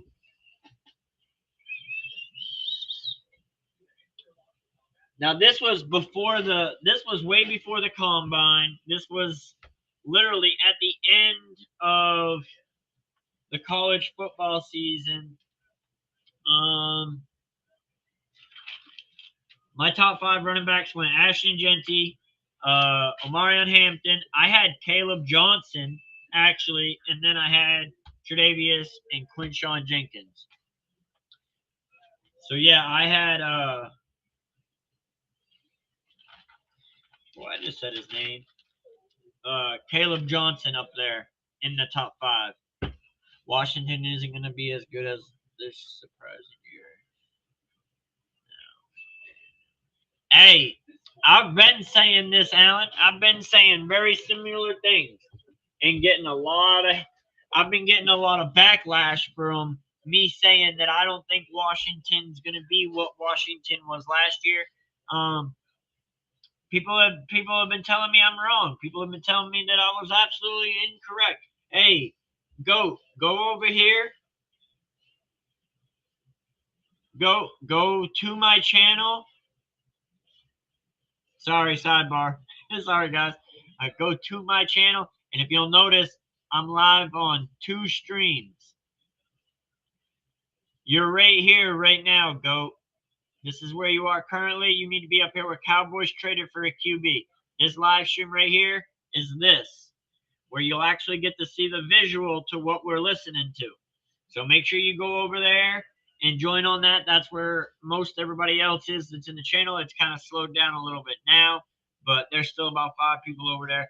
So, yeah, make sure you go over onto that channel or that stream. You were at baseball? Hell yeah, hopefully you had a good day. McAfee show, it was also brought up. Waiting until the draft, I haven't really thought about that. I cannot imagine that would be the case. Caleb Johnson would be your 6. I got you. I mean, like, everybody's going to have their own perspective. Yes, sir. There you go. There you go, GOAT. Hell yeah. Welcome in. Welcome in. Now you with the real thing. Now you on the real thing. Okay, so what would that do for him right now? Got the real thing, baby. Yeah, something like that. However that song goes. It looks like Pittsburgh is an option, and the Vikings are possibly an option. Yes, that is kind of what and retirement, obviously. So retirement, Pittsburgh, and then the Vikings. Come on. These two acting like they don't know when they have weekly conversations with Aaron Rodgers. Y'all two, if anybody, know what Aaron's got going on right now. Y'all can't even front to me on that. I know that you guys already know what Aaron's thought process is. Haven't said no. That's right. That is They didn't close the door completely. That's the thing. And even yesterday, Ian Rappaport brought up how still are considering Aaron Rodgers. I don't think the Vikings were a pipe dream for Aaron Rodgers. I think it was at one point real enough to where I know he considered it, and I know the Vikings considered it. Reality is, you're. And according to Kevin O'Connell, the Vikings are still considering it. And to me, it's complete blasphemous to their upcoming quarterback. What up, Justin? What's good, my brother? Welcome in. Welcome, my brother. Appreciate you for tapping in with us. Make sure you don't forget to tap those like buttons. Anybody that's tuning in, make sure you hit the notification bell, because on this stream, for some reason, YouTube is not notifying people that I go live. So please make sure that you have your notifications turned on. That way you will definitely know when I'm live and you can come join the channel. Because I know a lot of you have been not around since I've switched over and done the new process. But we're going to have much better content coming through Any now. team that needs a quarterback, and you have a four-time MVP, future Hall of Famer, saying like... No, actually, Justin, the Vikings didn't say heck no. The Vikings said heck no, told JJ that he was the man, and then are still behind they're turning around and still talking to Aaron. They're still keeping the door open. Is what we just witnessed. It's crazy, and to me, that's a disgrace to JJ. Just let JJ play and bring in a veteran backup to be the backup. Stop thinking that you're going to get Aaron Rodgers at backup price to be the backup for Minnesota when in Aaron Rodgers' head, he's still the starter. You're not going to get him to sit on a bench and make backup money. He could retire and go get money somewhere else that's way more than that. He does not want to be backup. So you can't. This is like back again with the Cam Newton thing going to when he didn't want to take the backup. Same thing. When Cam Newton was at the end of his career, he was struggling because he didn't want backup money. But he, at the end of the day, he ended up having to take backup money because there was not a team that valued him as a starter. Now, the Patriots did bring him in as a backup. He did end up becoming the starter, but it didn't last. And they moved on fairly quick from him. Exactly. He's in his own head. That's pretty much what I'm saying. And the couch and the recliner are the best two teams for him to play the sit back and watch position from. Because that's where he needs to be. Yes, sir, Cowboys. Man, Cowboys, please go check the go into the channel and please click the video that says Cowboys traded for a QB. You're on the second live stream. Everybody else is in the first one. So if you go on the channel and you click that video, you'll be in the live stream with everybody else. See? You'll be over here where you actually get to see the visual to the audio that you're listening to when I play it. This is just right now a conversion live where I'm trying to get everybody transferred over that has been missing out on my live streams for 2 months. Hey, you're someone I'd like to play for. You have to consider it. It is your job to consider it. And if you needed any further evidence of what's truly going on behind the scenes, Ben Roethlisberger gives us a huge dose of reality. I think Aaron is secretly still holding out for Minnesota, which is why he has signed with the Steelers. Yeah, you need to get out your own head, Aaron. Go accept the fact that you're going to be a backup and let him be a backup. Spoken like a true Vikings fan. Who's the true Vikings fan? I'm not a Vikings fan. But I can call the hypocrisies when I see them. Cowboys are going to surprise a lot of people this year, probably win the division, mark my words. I think that I think it's either the Cowboys or the Eagles that are going to win the division. Maybe the Eagles get it for the first time back-to-back since 20 years. But I think the Cowboys are going to have a shot at it.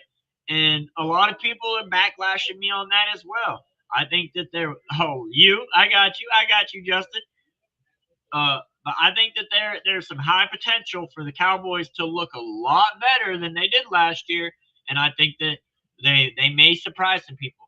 People that don't pay attention to what the Cowboys are doing don't quite get it. They don't quite know. But you got to remember, most people don't realize that the Cowboys were a fractured team last year. They were not a healthy team. They could not stay healthy. If Dak Prescott stays healthy, he's a double-digit win quarterback. That's what his records are. He always gets double digits as the quarterback of the Cowboys when he's healthy. When he's not healthy, it's a different story. Last year, he wasn't healthy. And a lot of other players on our team weren't either. Had we just stayed healthy, I think we would have had 10 wins easily. So, I don't know. I think the Cowboys will surprise people. We'll just have to wait and see. All right. Well, all right, Dylan. Man, you have a blessed day. Make it great on purpose. We'll catch you on the next one.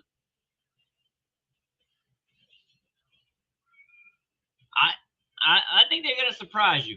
Now, Justin, I do say that there's going to be a learning curve. So I think around week 6 to week 8, I think that they start to gel and start to work together as a team. So we'll have to see, though. We'll have to see. There's a lot of question marks still with the team. But if Dak Prescott stays healthy, you got to remember he's a 10-win quarterback at minimum. So if Dak Prescott's healthy all year, you can almost bank 10 wins. I feel like CJ still has it. Yeah, I would hope CJ still has it. Yeah, last year was just kind of a plateau year, maybe a little bit of a dip down year for Houston, but I think that they can get back on the incline. I think Houston can get back on the uptick. They just kind of plateaued a little bit last year and didn't get any better. So they definitely can. Just will they is the question, and hopefully they can. Why else would you go throw with DK and be working out and put it out, blast everybody that I'm throwing to these guys, but you won't sign? I just think he thinks that Minnesota is a more complete, closer team to win a Super Bowl. And they definitely are. Pittsburgh, unfortunately, still has a lot of pieces to build. Make things even crazier, Ian Rappaport comes out and confirms this, saying Big Ben isn't wrong. Aaron Rodgers was interested in the Vikings, but even Rodgers knows now that wait would be futile. It's really funny because like the Pittsburgh Steelers are willing to commit to Rodgers, but Rodgers is chasing the Minnesota Vikings and is keeping the Pittsburgh Steelers as his like backup. And this isn't just.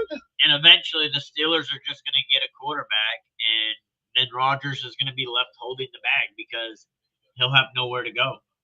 He needs to just realize that Minnesota is not going to sign him unless he takes a backup deal.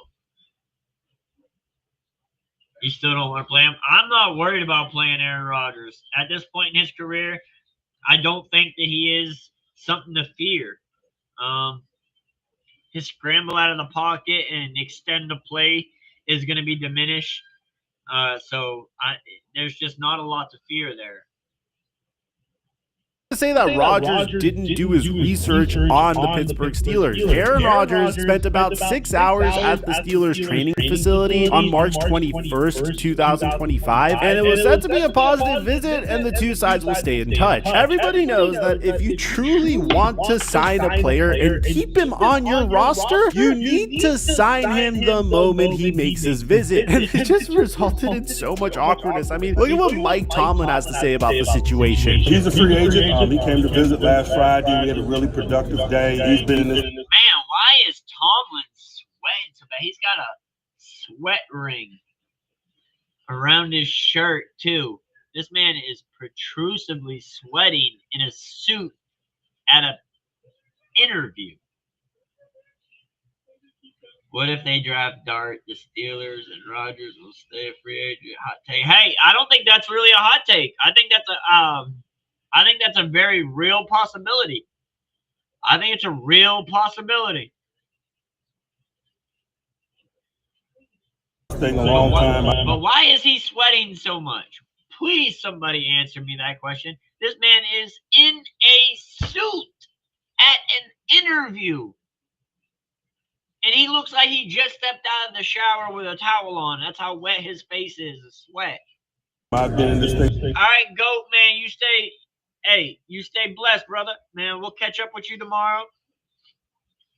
Hey, yeah, we'll be live tomorrow. I believe we'll be live from my channel and from Mark Holmes' channel, where we do the NFC East press conference. So we will be live for the NFC East press conference tomorrow, where you guys will see me, and you'll get to hear the audio as well from Mark's channel. You'll also get to, if you're over here on this stream, you'll get to actually see the audio and video. But if you're only on this stream, on this live, then you'll only get the audio. But let's continue.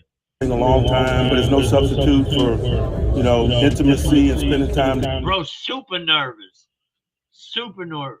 It's football. It's football. It's a NFC East press conference where there's Cowboys, Giants, Eagles, and Redskins fans all in attendance on this Zoom call where we all gather together and we talk football about the NFC East. So, yeah, so whether you're a Redskins, the Eagles, a Cowboy, or a Giant fan, there's someone in there to relate with, and there's other teams as well that are in this, but most of the time it's those four teams. Together, getting to know one another. We'll be live later in the afternoon for that stream tomorrow afternoon, so somewhere probably between like around 4 and 5. I'll try to get it up early enough that there's a scheduled period time where you guys will be able to realize that I'm going to be live at a certain point.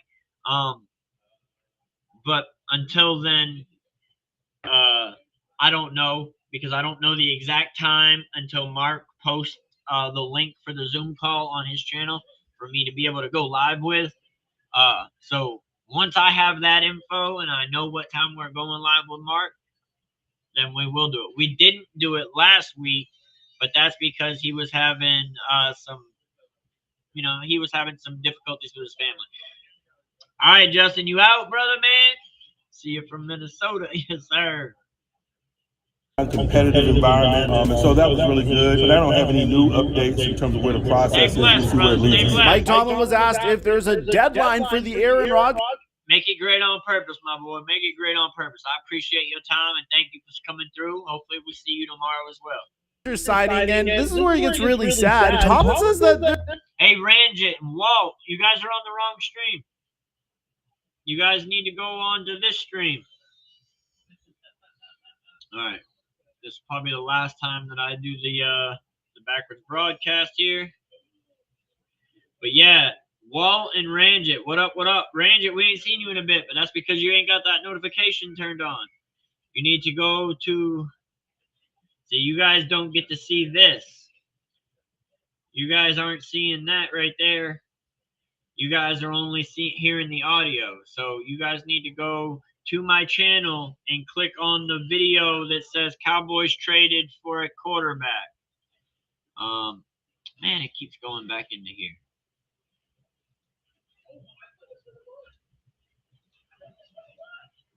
If it'll click the link up for me, I can show you guys. This laptop is slow as hell. This is just the one screen in between my other two screens. Usually I have it closed with the Cowboy star, but when I'm on stream, I have it open. But yeah, all right, so now I'll show you guys.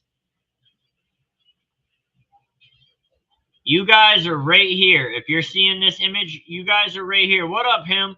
We need you to go onto my channel and go onto this video. This is where we are live from right now. Make sure you go click here. Yes, sir. We got Ranjit. We got Walt. Welcome in, welcome in, welcome in, my brothers. Welcome him. Go do the same thing. Go to my channel and click this first live stream. We're live on two streams right now. Yes, sir. Hi back. But go on my channel and click Cowboys traded for a QB. Royals talking Cowboy. That's where you'll find this, where we have the actual imagery for the audio you're about to be hearing. So if you go click on my channel, you will see that there's 2 live streams. It should be the very top live stream, and that's where we are. We're looking for a backup quarterback, but right now this is talking about Aaron Rodgers. I had already gone through talking about Joe Milton a little bit. I have another video that I might play still after this. But yes, sir. Yes, sir. So glad we got Bill. Did you see this sort of thing? Dude, he was throwing 80 yards, bro. He was throwing the ball 80 yards. He's a developmental backup quarterback. He's not going to be the starter. He's not going to be the starter, brother. He's our developmental backup. So, I mean, he's not coming in to be the starter. But yeah, I'm him. Go onto my channel and click the link that says Cowboys traded for a QB. The very first live stream that you see is the one you need to be on. That way you can actually watch the video that you're going to hear the audio to. There's no deadline. I don't know that we've approached it from a deadline perspective. Certainly, as I mentioned, you'd like to have settled circumstances, but, you know, deadlines don't often bring that to a head. This is Mike DeFabio talking about it, the deadline for Aaron Rodgers. Then you have Art Rooney, the owner of the Pittsburgh Steelers, saying that he keeps hearing that Aaron Rodgers is headed in our... Oh, whoa, we ain't getting Aaron Rodgers. That's not even the question. Aaron Rodgers ain't coming to Dallas. That ain't nothing we need to worry about. I can promise you that, Walt. You do not need to worry about Aaron Rodgers coming here. He's probably about to get stuck holding the bag, holding out hope to go to Minnesota when you got Pittsburgh giving him offers, and they just need – and Aaron Rodgers either needs to take the offer from Pittsburgh or go sit on his couch and play the sit back and watch position. Our direction, but you're also getting very strange quotes from Mike Tomlin saying that he's comfortable moving forward with Mason Rudolph next season as the starting QB. That's why we brought him back. I'm comfortable with that, and we've been there before. He's very capable, and this isn't anything new. Looks like the Steelers might get stuck with Mason Rudolph. It looks like it's either between Minnesota or Pittsburgh, but Pittsburgh's probably the more likely one, and he's been working out with DK Metcalf, who is now a Pittsburgh wide receiver. I mean, Mike Tomlin has historically spoke very highly of Mason Rudolph. But in my opinion, if I was DK Metcalf, I would want to be going to figure out who George Pickens is working out with and go work out with them. The teammate, not someone that's not even your teammate.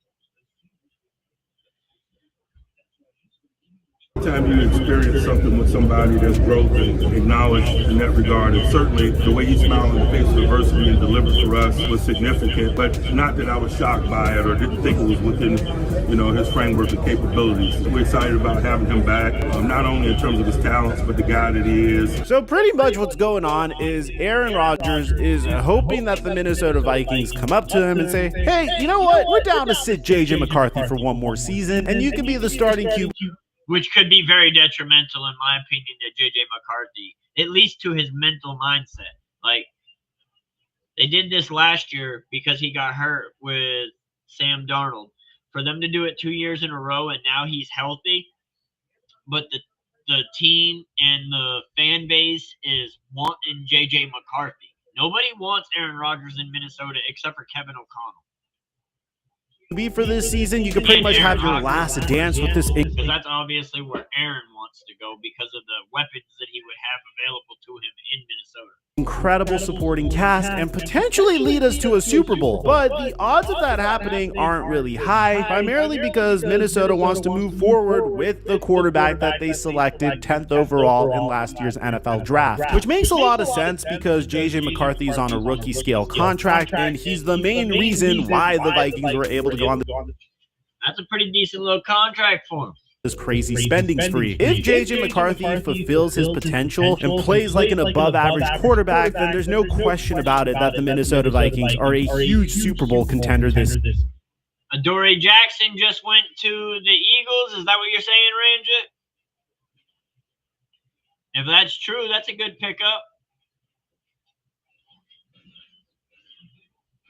They definitely need some. He's a DB, if I'm not mistaken, and they definitely need some cornerbacks because they let like 3 or 4 cornerbacks walk out the door this year. year, especially given how. Oh, microphone? Yeah, yeah. Shout outs to microphone for the video. I'm reacting to it. Hopefully he don't mind. I got to do something like this where I'm not going to get my channel striked by the big channels. So yeah, big shout outs to microphone. Big ups to microphone. If you guys like his video, go check out his page. This obviously isn't my content, it's his. So yeah, if you like it, go check it out.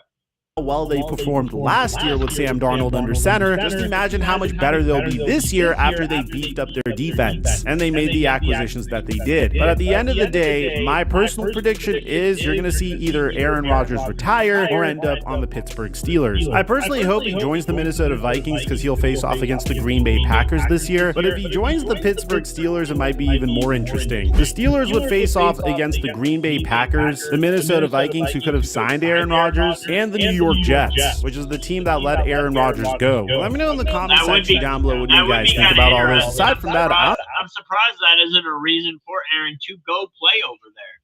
All right, so what other videos did I have? I'm going to get off of that one. This is Sino. Gentlemen, all right, so this is shout outs to Attack on Cowboys, AOC. He's an up-and-coming Cowboys content creator as well. He's actually much bigger than I am. His channel has blown up over the last year. Shout outs to him. He does some great work. He's got some great takes. We're going to go ahead and listen to him break down. It says, NFL draft is setting up perfectly for the Dallas Cowboys. So let's see what he has to say about that and see where it takes us. Dallas Cowboys NFL draft is lining up perfectly for them. Let's get right into it as we take some information that the Dallas Cowboys are working out. Just know though, Walt, that the first rookie contract is the small one. It's the second contract where they usually get the big money. So you'd want to play for at least 4 or 5 years to get that second one and then go retire. You can do what most players do and disappear after they get that big contract and stop playing, because that's a very common thing in the NFL. Now, you also got to remember that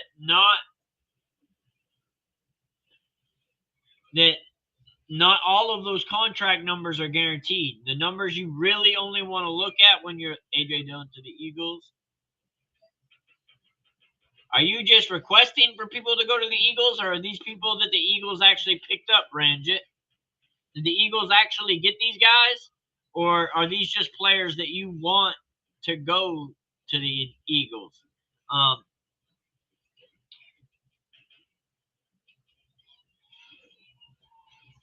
But yeah, you definitely want to get that second contract, and then you can retire. But like I said, let's say the guaranteed money is the only real numbers. So when you hear teams talk about like, oh, he's got a $250 million contract for 5 years, but only 85 of it's guaranteed. So what you do is you take that $85 million and break that down between the years, and that's what the real contract is. They got them. Hey, well, shout outs to them. They needed it because they let a lot of DBs go. Draft is lining. Be sure to subscribe, and this is going to be a fun one. All right, so the first thing I want to show you guys is actually this clip from the Pat McAfee show. It's just like a 10-second excerpt from this clip that I want to kind of show you guys, because this is something that is very real, and I would not be surprised if it happened. We saw this about to talk about Jackson Dart, that no one expected to go anywhere near the top 15. Let's take a listen to what Dan Orlovsky is saying about a major change. Right, well, I get that, brother. I get that. Build me a nice fortress and a bunker underground for sure. At the top of the draft. All right, let's go ahead and pay attention to this real quick. That's kind of how I damn near want to buy 200 acres, and dig 3-story deep worth of dirt, and build my entire house underground, and then just have like a big elevator that the grass picks up and we drive out. It'd be like a driveway to nowhere would be like my estate. It'd be called a driveway to nowhere. And that's all you would see on Google Maps is a driveway. It would look like a complete field beyond that where farm animals are going around. Tyreek back to Kansas City. Did that already happen? Ranjit, I haven't heard any of that breaking news. I'm gonna have to go look into it. Live and felt about the class. It's not as bad as kind of people have painted it out to be. I'm a Jackson Dart guy. Like I would seriously, I don't think he makes it outside the top 10. If I were the Raiders, if I were the Jets, if I were the Saints. Exactly. All right, boom. That's pretty much all we need to hear from that excerpt. That was the important part of that. The reason that's important is because y'all got to understand Dan Orlovsky does work at ESPN, and he does get very, very involved as it pertains to like the NFL draft scene and the scouting stuff, because he's trying to be an NFL GM. Again, meta-analysis is very, very important here. Dan Orlovsky's end goal is not to be an ESPN talking head. He's discussed it many times. He's trying to interview for the NFL GM jobs. He's trying to find his way into an NFL front office. And that means, to me, especially with his ESPN credentials, he 100% has been talking to different scouts and different front offices that would make him feel like Jackson Dart could possibly go top 10. Now, this is very important because the three teams he just named, specifically the Raiders and the Saints, are teams that are 100% at risk of taking a guy that the Cowboys could possibly want. And by taking a guy, I mean possibly the best skill position player. Dina to watch. Yeah, we saw Debo. Now, we're going to go ahead and take a listen to another excerpt that I want you guys to listen to, because this, to me, really is going to help us line up exactly how to fine-tune what positions we're looking at in the first round of the draft. Yeah, again, starting point would be best player available. You know, right. And I mean, to be very clear, because there's another clip in which he specified the best player available strategy only becomes available once they feel like they satisfied their needs. Right. He said that they wanted to go into free agency with the approach that they wanted to fill all their holes, so that way they could pick best player available. Yeah, great question. We went into free agency. Yeah, it looks like Adoree Jackson was signed to the Eagles for, where is it, $1.75 million. And who else did you say? You said somebody else they got. AJ Dillon. So where's AJ Dillon?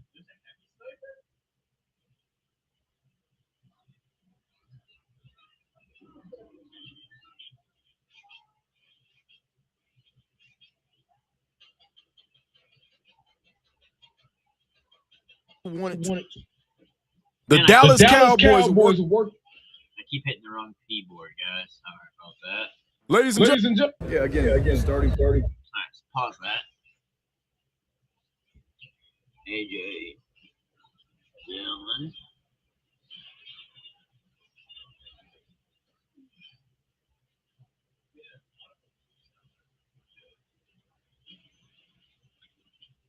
Oh, of course I agree the Giants suck.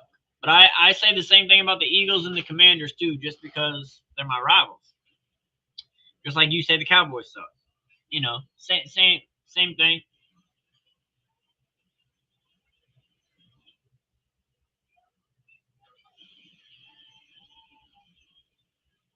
I'm not seeing anything about AJ Dillon. Let me go to Eagles. Let me just go to the Eagles. Philadelphia.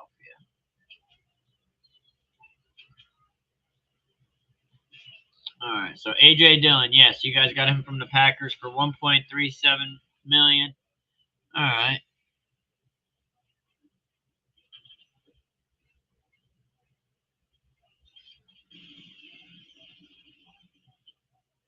Y'all lost a lot of players this year.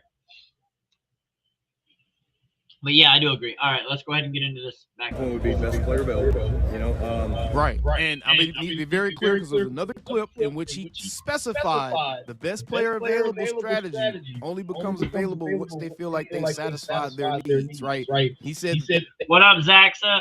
What it do? What it do? Hey, you missing out, Zaxa? If you go on the channel, you go on my channel, you'll find that there's 2 live streams. You're on one live stream, and then the other live stream is the live stream where everybody else is. We need you guys to go click onto the live stream that says Cowboys traded for a QB. Like I said, you're about to see that there's 2 live streams. You guys are currently on this live stream. You guys need to go over here to this live stream. And you guys need to make sure you hit the notification bell for the channel so that you know that when I go live, you'll be able to be there. But I'll do that on a later stream, Ranjit. I will do that on a later stream, brother. We'll create a stream where we can do a team building exercise or something like that. Right now we are late into this stream right now, and we won't be on for a whole lot longer. But I just want to make sure that the transfer process of trying to transfer people from the normal streams over to the main streams is effective. No, I'm just live streaming and They talking wanted to go football into right free now, agency Zach. with the approach that they wanted to fill all of their holes, so that way they could pick best player available. Yeah, great question. When we went into free agency, the thought was, let's get into the draft where we can take the best player available. All right, so don't think about which that is what I want for the Cowboys to do. Now at 12, what is going to be the best player available left on the draft board? That's the real question. Is that going to be running back? Is that going to be wide receiver? Is that going to be cornerback? It could even be tackle or defense, offensive tackle or defensive tackle.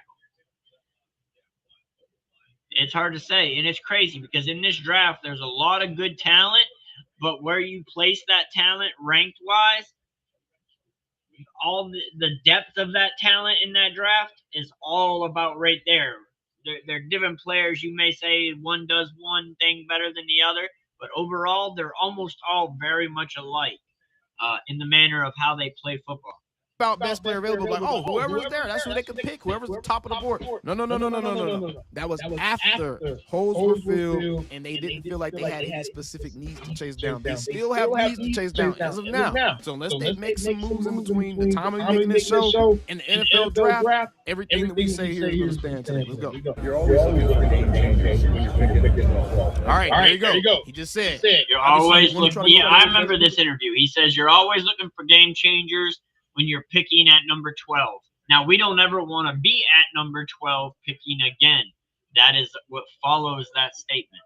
Available, but you're always looking for game changers when you're picking at 12. Best pick available plus game changer equals best game changer available. Let's keep it moving. We don't want everyone to pick. That is factual. Best player available plus game changer does mean whatever game changer is available, that's who we're picking. So that necessarily does not mean left tackle or defensive tackle. Unless Mason Graham is there, then that's a game changer at the defensive tackle position. We don't want to pick that high. But you're looking for guys that influence the game. How do you influence the game? You rush the quarterback and you get sacks. You heard what he said. How do you influence the game? You rush the quarterback and you get sacked. You're looking for guys. So maybe that is – so he's looking to build the defense from the outside in, from the edges to the tackles. Guys that influence the game at pick 12 when you're that high in the draft. Strip sacks, fumbles, whatever it is. Strip sacks, fumbles, whatever it is. You score touchdowns. Okay? You score touchdowns. All right, so he just gave us 3 huge parameters. Game changers, guys that influence the game, and you have to be making plays, whether it be scoring touchdowns. What is that tattoo on his arm? It looks like it says Soraya. Is that his daughter's name? Or am I looking at it backwards? It looks like Sirah, and I could be completely off on that because they look like a strange font. Maybe it's his daughter's penmanship. I don't know, but that's got a curiosity pique. Touchdowns, strip sacks, fumbles, whatever it may be. So those are usually, I look at it this way, we build it from the outside in. Outside in. See, that's what I'm saying. I have seen this interview. We actually did a breakdown of this interview ourselves on our channel. Y'all can go back and watch that if you want. But he wants to build the D-line. Most teams are built from the inside out. He wants to build it from the outside in. Now, outside in, that could be taken more than just thinking about the corners and the wide receivers. We're going to expand our minds a little bit. We're going to include the outside of the lines as well, the outside of the defensive line, and even off. That's where my brain went to it anyways. I wasn't necessarily looking at it for. Yeah, Walt, you already know, man. Crystal does her thing. Hey, and then Kevin earlier on the stream, he donated $30 to the stream. man, it's been a good day for the stream so far. I appreciate all of you guys. I love my content, my community. Y'all are just amazing. Offensive line, but I don't think offensive line is a play here because they have stated multiple times they like their guys, so I'm not going to entertain that foolishness. So the outside of the defensive line, that leaves defensive end, cornerback, wide receivers, which you're listening to right now at pick 12. So you got corners, receivers, they get isolated one-on-one. Pass rushers, tackles, they get isolated one-on-one. There you go. Pass rushers, tackles, corners, receivers, they get isolated one-on-one. That's where he believes you need your biggest playmakers. And obviously, the quarterback position. Makes sense. Usually the way I did it is when you're building a roster, kind of think of it from building it from outside in, based on guys that get isolated a lot. Right. And that doesn't mean he's being stupid or silly. He's, you win the game in the trenches. Hey, man, left tackle, right tackle, defensive end, all of that stuff is still the trenches, y'all. He's just saying. He ain't lying. Yeah, big shout outs. Exactly, Walt. You already know, my brother. You already know.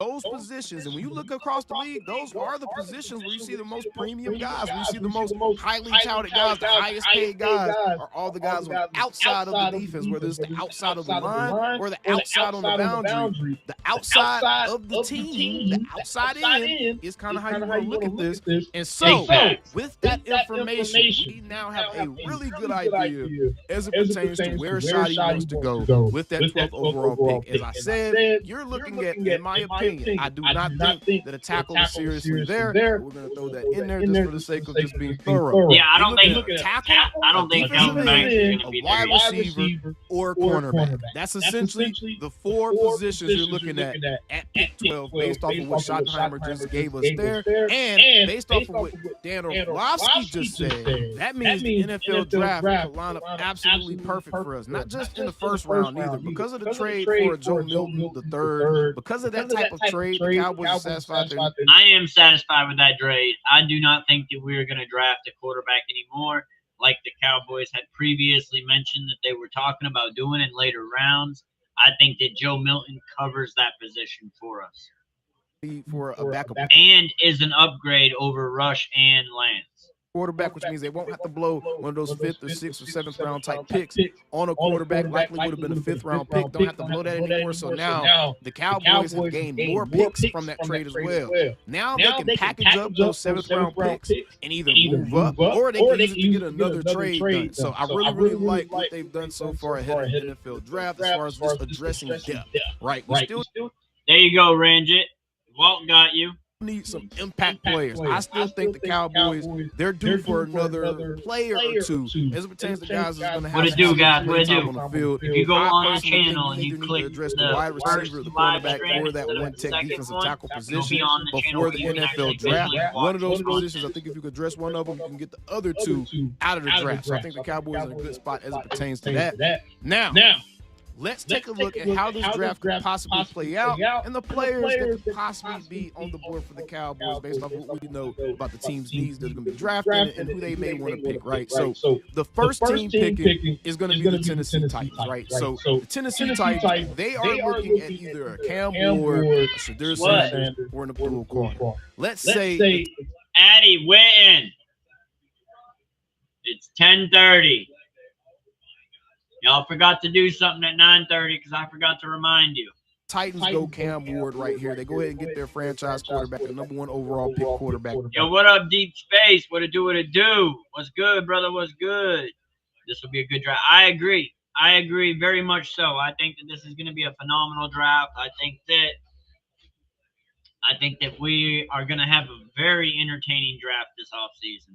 I can't wait. We will definitely be live for it. So make sure you guys are hitting the notification bells so you guys can tap in with us when we go live, because we go live quite frequently. A lot of people have been missing it because of me being on the new platform. But just make sure you got the notification bells lit up for the channel so that you guys know when we're live. Right here. Let's say they go Cam Ward, get the best quarterback in the draft. The next team we're going to be looking at that point would be the Cleveland Browns. Now, the Cleveland Browns, they're interesting because they are a team that could go quarterback, but people think that they also may end up going Abdul Carter to pair him with a Myles Garrett. So we're going to give the Browns Abdul Carter right here because they're still on the hook for. What up, Emma? or Preppy Girl, what it do? Preppy Girl, Emma, I need you to go on my channel. You'll see that there's 2 live streams. Click the first one that says Cowboys trade for a QB. That's the live stream that you'll go on where everybody else is right now, where you'll get to see the audio, the visuals to the audio I'm playing. So make sure you go on the channel and click the live stream that says Cowboys traded for a QB. Quite a bit of money for their quarterback, and they may make another That's where everybody separate move or draft one a little bit later in the draft that they want to use. But I think the Browns are probably going to go dual quarter to pair him with Myles Garrett on the other side of that line. Now you have the New York Giants. This is where it's going to get a little bit interesting, but I still think the New York Giants end up taking one of 2 guys. It's either going to be Travis Hunter or it's going to be Shadur Sanders. I'm going to say we're going to give him Shadur. I would love for Mason Graham to fall to us. I would love for that. Sanders, because I don't think or Ashton Genty. I just don't see either happening. I mean, obviously, Abdul Carter would be phenomenal, but I don't think that's even a thought process. Is gonna, yes, ma'am, Emma. There we go. There we go. This is where you need to be, girl. Make sure you got your notifications for the channel turned ecosystem on, around him. so that I'm you a know great everything range from of live characters on and here. We go personalities live a and lot. experience with veteran You quarterbacks, missed and out they're going to want to because, put him in that I type of didn't do a situation. So let's say transition the like Giants I'm go doing ahead and right take now. Shadur.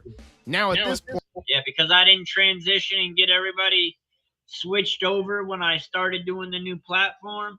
A lot of people have been missing out on my channel, and I'm just trying to go backtrack now and transition and get everybody to come hit the notification bell and make sure that you guys are able to come still see my live streams, because we're still live multiple times a week. If anything, we're live more now than we used to be. The Patriots are looking at Travis Hunter, and they're looking at Will Campbell. I think they're either going to go offensive line or they're going to go cornerback here. I think the Patriots take Travis Hunter. If everything stays as it is, this is without trades, is how I'm thinking this lines up right here. So I think the Patriots, they take Travis Hunter. Travis Hunter does not fall past the Patriots, in my opinion. If you want to get Travis Hunter, you're going to have to get to that number 3 or number 4 pick. I just don't see the Giants doing that kind of business without trying to bend you over the top. Yeah, I don't see Travis Hunter sliding past the 4th pick. I'd be surprised if he slid that far. I think, honestly, he may go to Cleveland. I think Travis Hunter may go to Cleveland. Tables. I don't want to do that. Now we got the Jacksonville Jaguars. Now the Jaguars going to be interesting because I think they're going to address the trenches. Both of their trenches are a little bit suspect. They're going to take offensive line. They can easily go Will Campbell here. Also see a Mason Graham here for the Jacksonville Jaguars. I think Mason a lot of Jaguars media talking a lot about Will Campbell and Mason Graham. I'm going to go ahead and give the Jaguars offensive lineman because they have an offensive head coach, first time head coach. I think he's going to want to address his side of the ball first. So we're going to give them Will Campbell. So he's doing the entire pick on. Now. What up? This is going to be the first. Yo, what up, Drizzy? Drizzy, bro, I need you to do me a favor. Because I have been lacking and I didn't do the transitional period. If you go onto my channel and you click the first live stream, the audio you are hearing, you will see the visuals to it. In the chat box over here, you'll get to see us live. If you go on my channel, you'll notice that there's 2 live streams. The one that says Cowboys trade for quarterback, that's the one I need you guys to go on to. Make sure you guys, yes, I definitely remember you. We haven't got to see you though because you haven't been on the stream because of I didn't do a transitional period. So I'm trying to transition everybody over now so that way you guys do get to see me when I go live, because we've been going live more now than we used to. So just make sure you have your notification bells turned on and you'll get to see my lives again.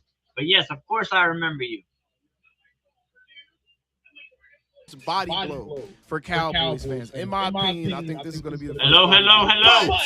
We're going to take into account what Dan Orlovsky just said, and this is one of those teams that could possibly be looking at the quarterback position. However, Pete Carroll is there. We're going to try to be realistic here. I'm not going to load the deck in our favor. We're going to try to be realistic. We're going to give the Las Vegas Raiders Ashton Genty right here because I think we know that's who the Raiders are going to take.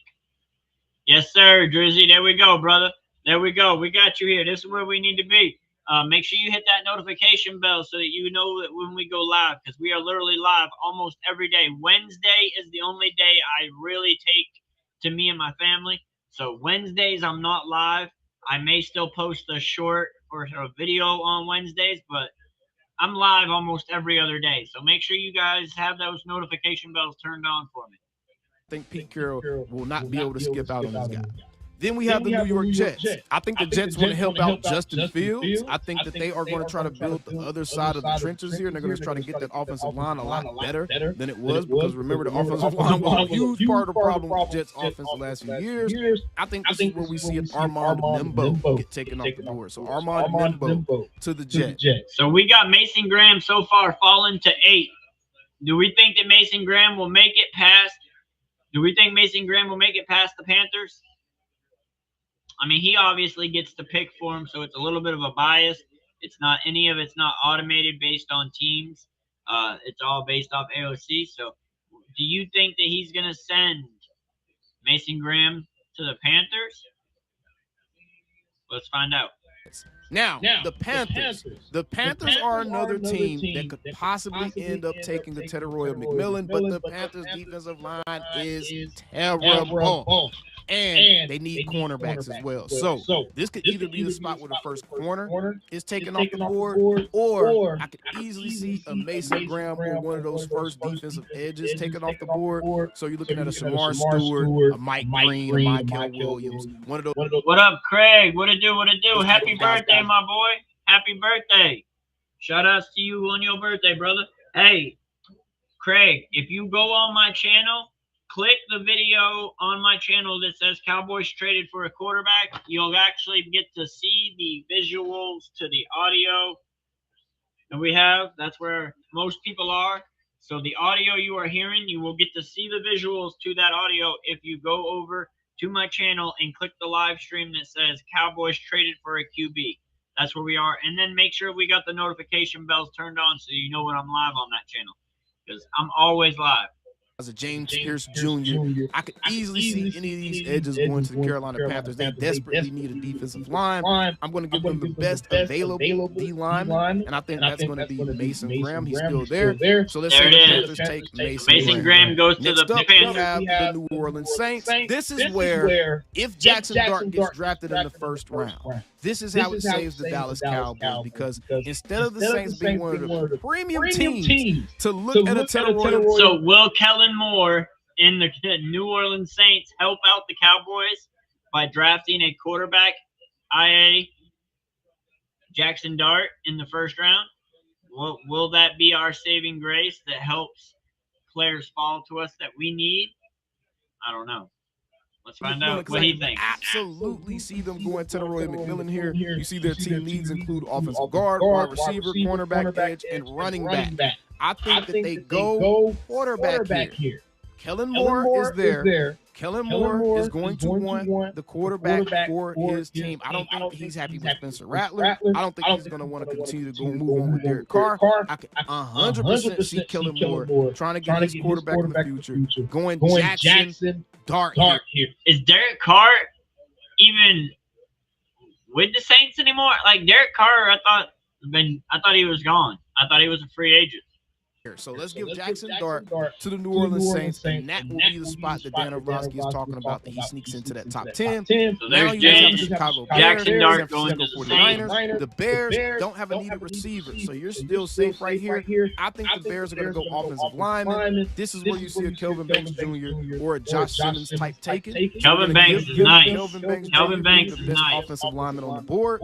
And then the San Francisco 49ers, same thing. They need an offensive guard, and they need a defensive line. Right? They don't have either of those positions right now. So we're going to go ahead and give them.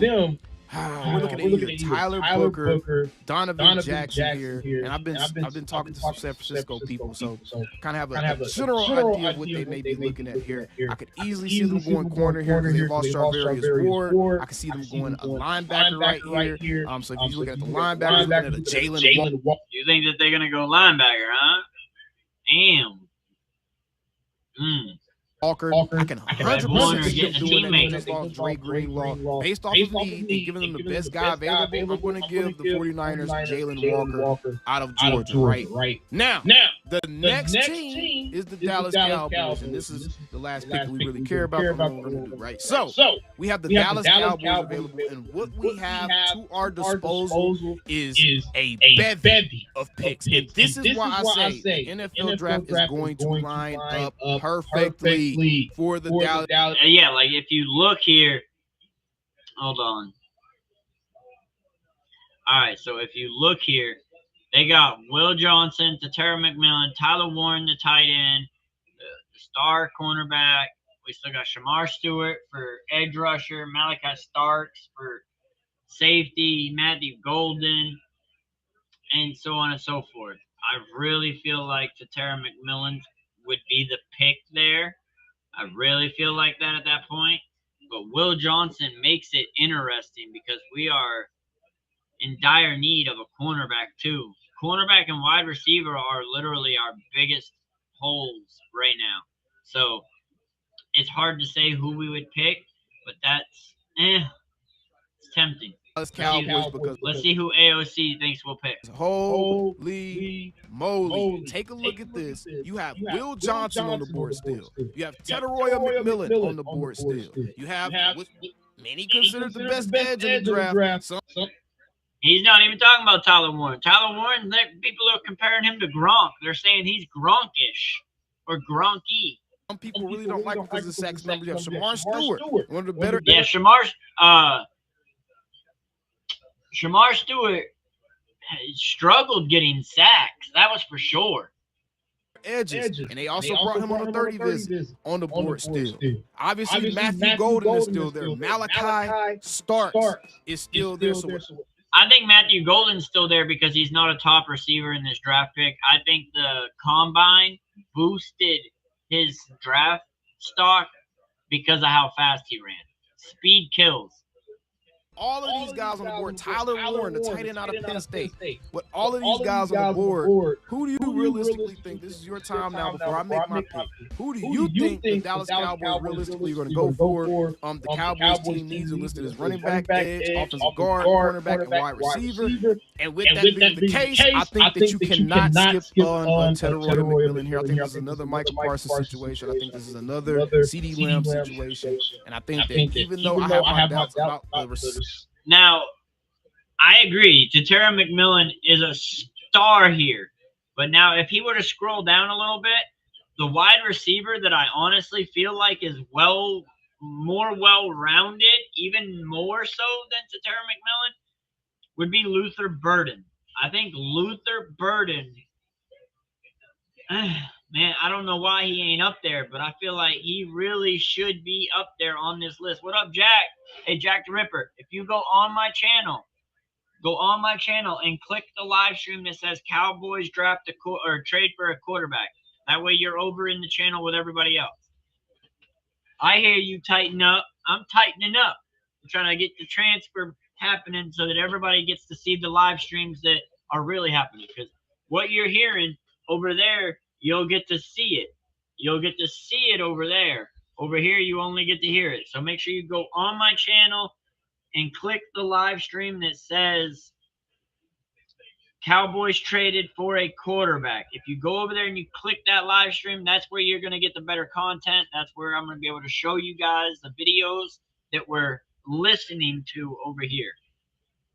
Type of receiver Teteroya McMillan ultimately be an NFL. Yes, sir, Jack. I got you. I just don't see how you skip on what many consider the best receiver in this draft. And he would be the first receiver. You like Kyle Williams? I hear you. Instead of taking Jackson Dart, I can easily see them throwing in a Matthew Golden right there because Kellen Moore wants a more speedy guy, right?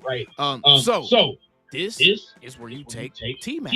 This is where the Cowboys get Teteroya McMillan. They address their wide receiver number. Now, my question as a Cowboy fan to other Cowboy fans, if you show up in this video later on and you're in the chat, make sure you let me know, who would you rather have, Terry McMillan or Luther Burden? I personally feel like Terry McMillan is a great receiver, but I think that Luther Burden is more well-rounded. And if you go back to my earlier videos by the end of the season, Terry McMillan wasn't even really on my radar then. I was calling for Luther Burden. Two position. CeeDee Lamb gets opened up a lot more. Won't get that double coverage. You have that monster over there on the other side of the. Now, I think Terry McMillan definitely would come in and and help be a difference maker for the Cowboys by far. I think that is a very high possibility. What up, Nathan Manning? Nathan, make sure you go on my channel, Nathan, and click the live stream that says Cowboys traded for a QB. This audio that you'll hear. So really like how the draft. You'll see the visual to that audio on that channel. So make sure you go to my channel and click the live stream that says Cowboys traded for a quarterback. That way you're there where everybody else is, and you also get to see the visuals to the audio I'm playing. Is lining up for the Cowboys, and I think it is lining up literally. Perfect. Let me know what you think about this stuff down the comment. All right, and make sure you guys also turn on the notification. That way you get notified when I go live. Yes, sir, Nathan. That's where you need to be, brother. That's where you need to be. See, I wish that I had done this transition period when I first started using this new platform, because I lost out on a lot of my community getting to view my live streams because I didn't help transfer them over to it. So that's kind of what I'm doing now. That's why we're live on 2 streams, because I'm trying to get everybody transferred over to the proper setup so that everybody has the notifications turned on and that they can all join these live streams and still see. Jaden Higgins is good. And well, I hear you. Hey, Royal is good too. Jalen Royal, I think Jalen Royal is really good too. All right, so we're going to close out of this one. Just go see real quick what's going on. If there's any new updates. Oh. Man, that's some news for a different thing, but that's crazy news. Let me go ahead and just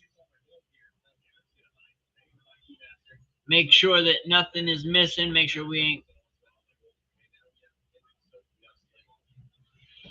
Hey, ain't nobody crying over spilled milk, brother. I'm just trying to pedal backwards now and do that transfer method so that I can get everybody over where they need to be so that everybody gets notified and is able to be still part of the live streams. Because until yesterday, when I realized that everybody's still there, they're just not seeing my live streams, that I needed to do a transfer period. So let's see if there's any updating news.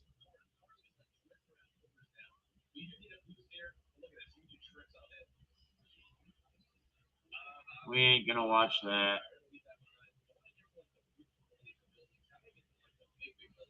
That's microphone. We already reacted to it.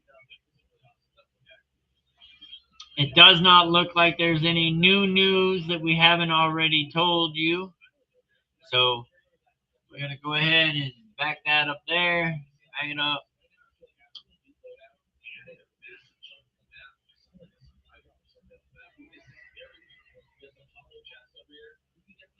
All right. So that is that. See, this is the live stream I'm trying to get everybody transferred over from. So once everybody gets transferred over to here, it'll be.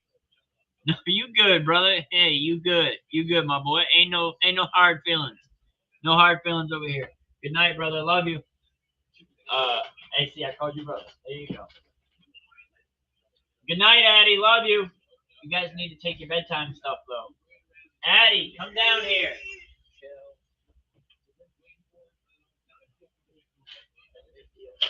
Addie.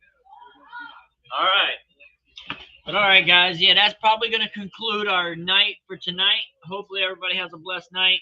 Y'all stay up, stay great, make everything great on purpose. Treat everybody right, because you never know what anybody's going through. And hey, Nathan, go get your ass some food, my boy. Go get your ass some food. I love all of you. You guys are all amazing. We will be live tomorrow again later on in the day. I may do a small live at some point. Well, actually, tomorrow will be the NFC East podcast, where I'll be on Mark Holmes' channel and my channel. So tap in with us there. I'll try to get it up a little bit early so that I can give you guys time to realize that I will be live. No, you good, Noah, but you in the wrong channel, Messi. You in the wrong stream, Messi. You got to go on my channel and click the Cowboys traded for a quarterback stream. That's the stream where everybody is right now. So you just happened to click on the wrong one, Messi. But you good, brother. See, Messi, we live on 2. We got 2 streams going right now because I'm trying to convert and get the get everybody transferred over so that everybody knows where to find me from now on. But you good, Messi, you good. We about to be tapping off of here though. Like I said, hopefully everybody's having a great night. Everybody has a great day. I will see everybody tomorrow, hopefully. So y'all just stay blessed, stay great, treat everybody right, and hey, I'm Ryals. We out. It's DC for life, baby. Peace. Peace.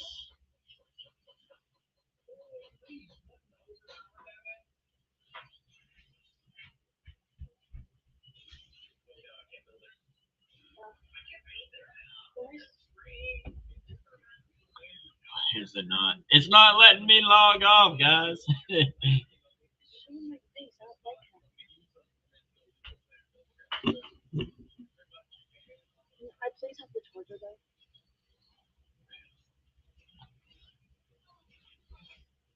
All right, I don't know why my outro ain't going.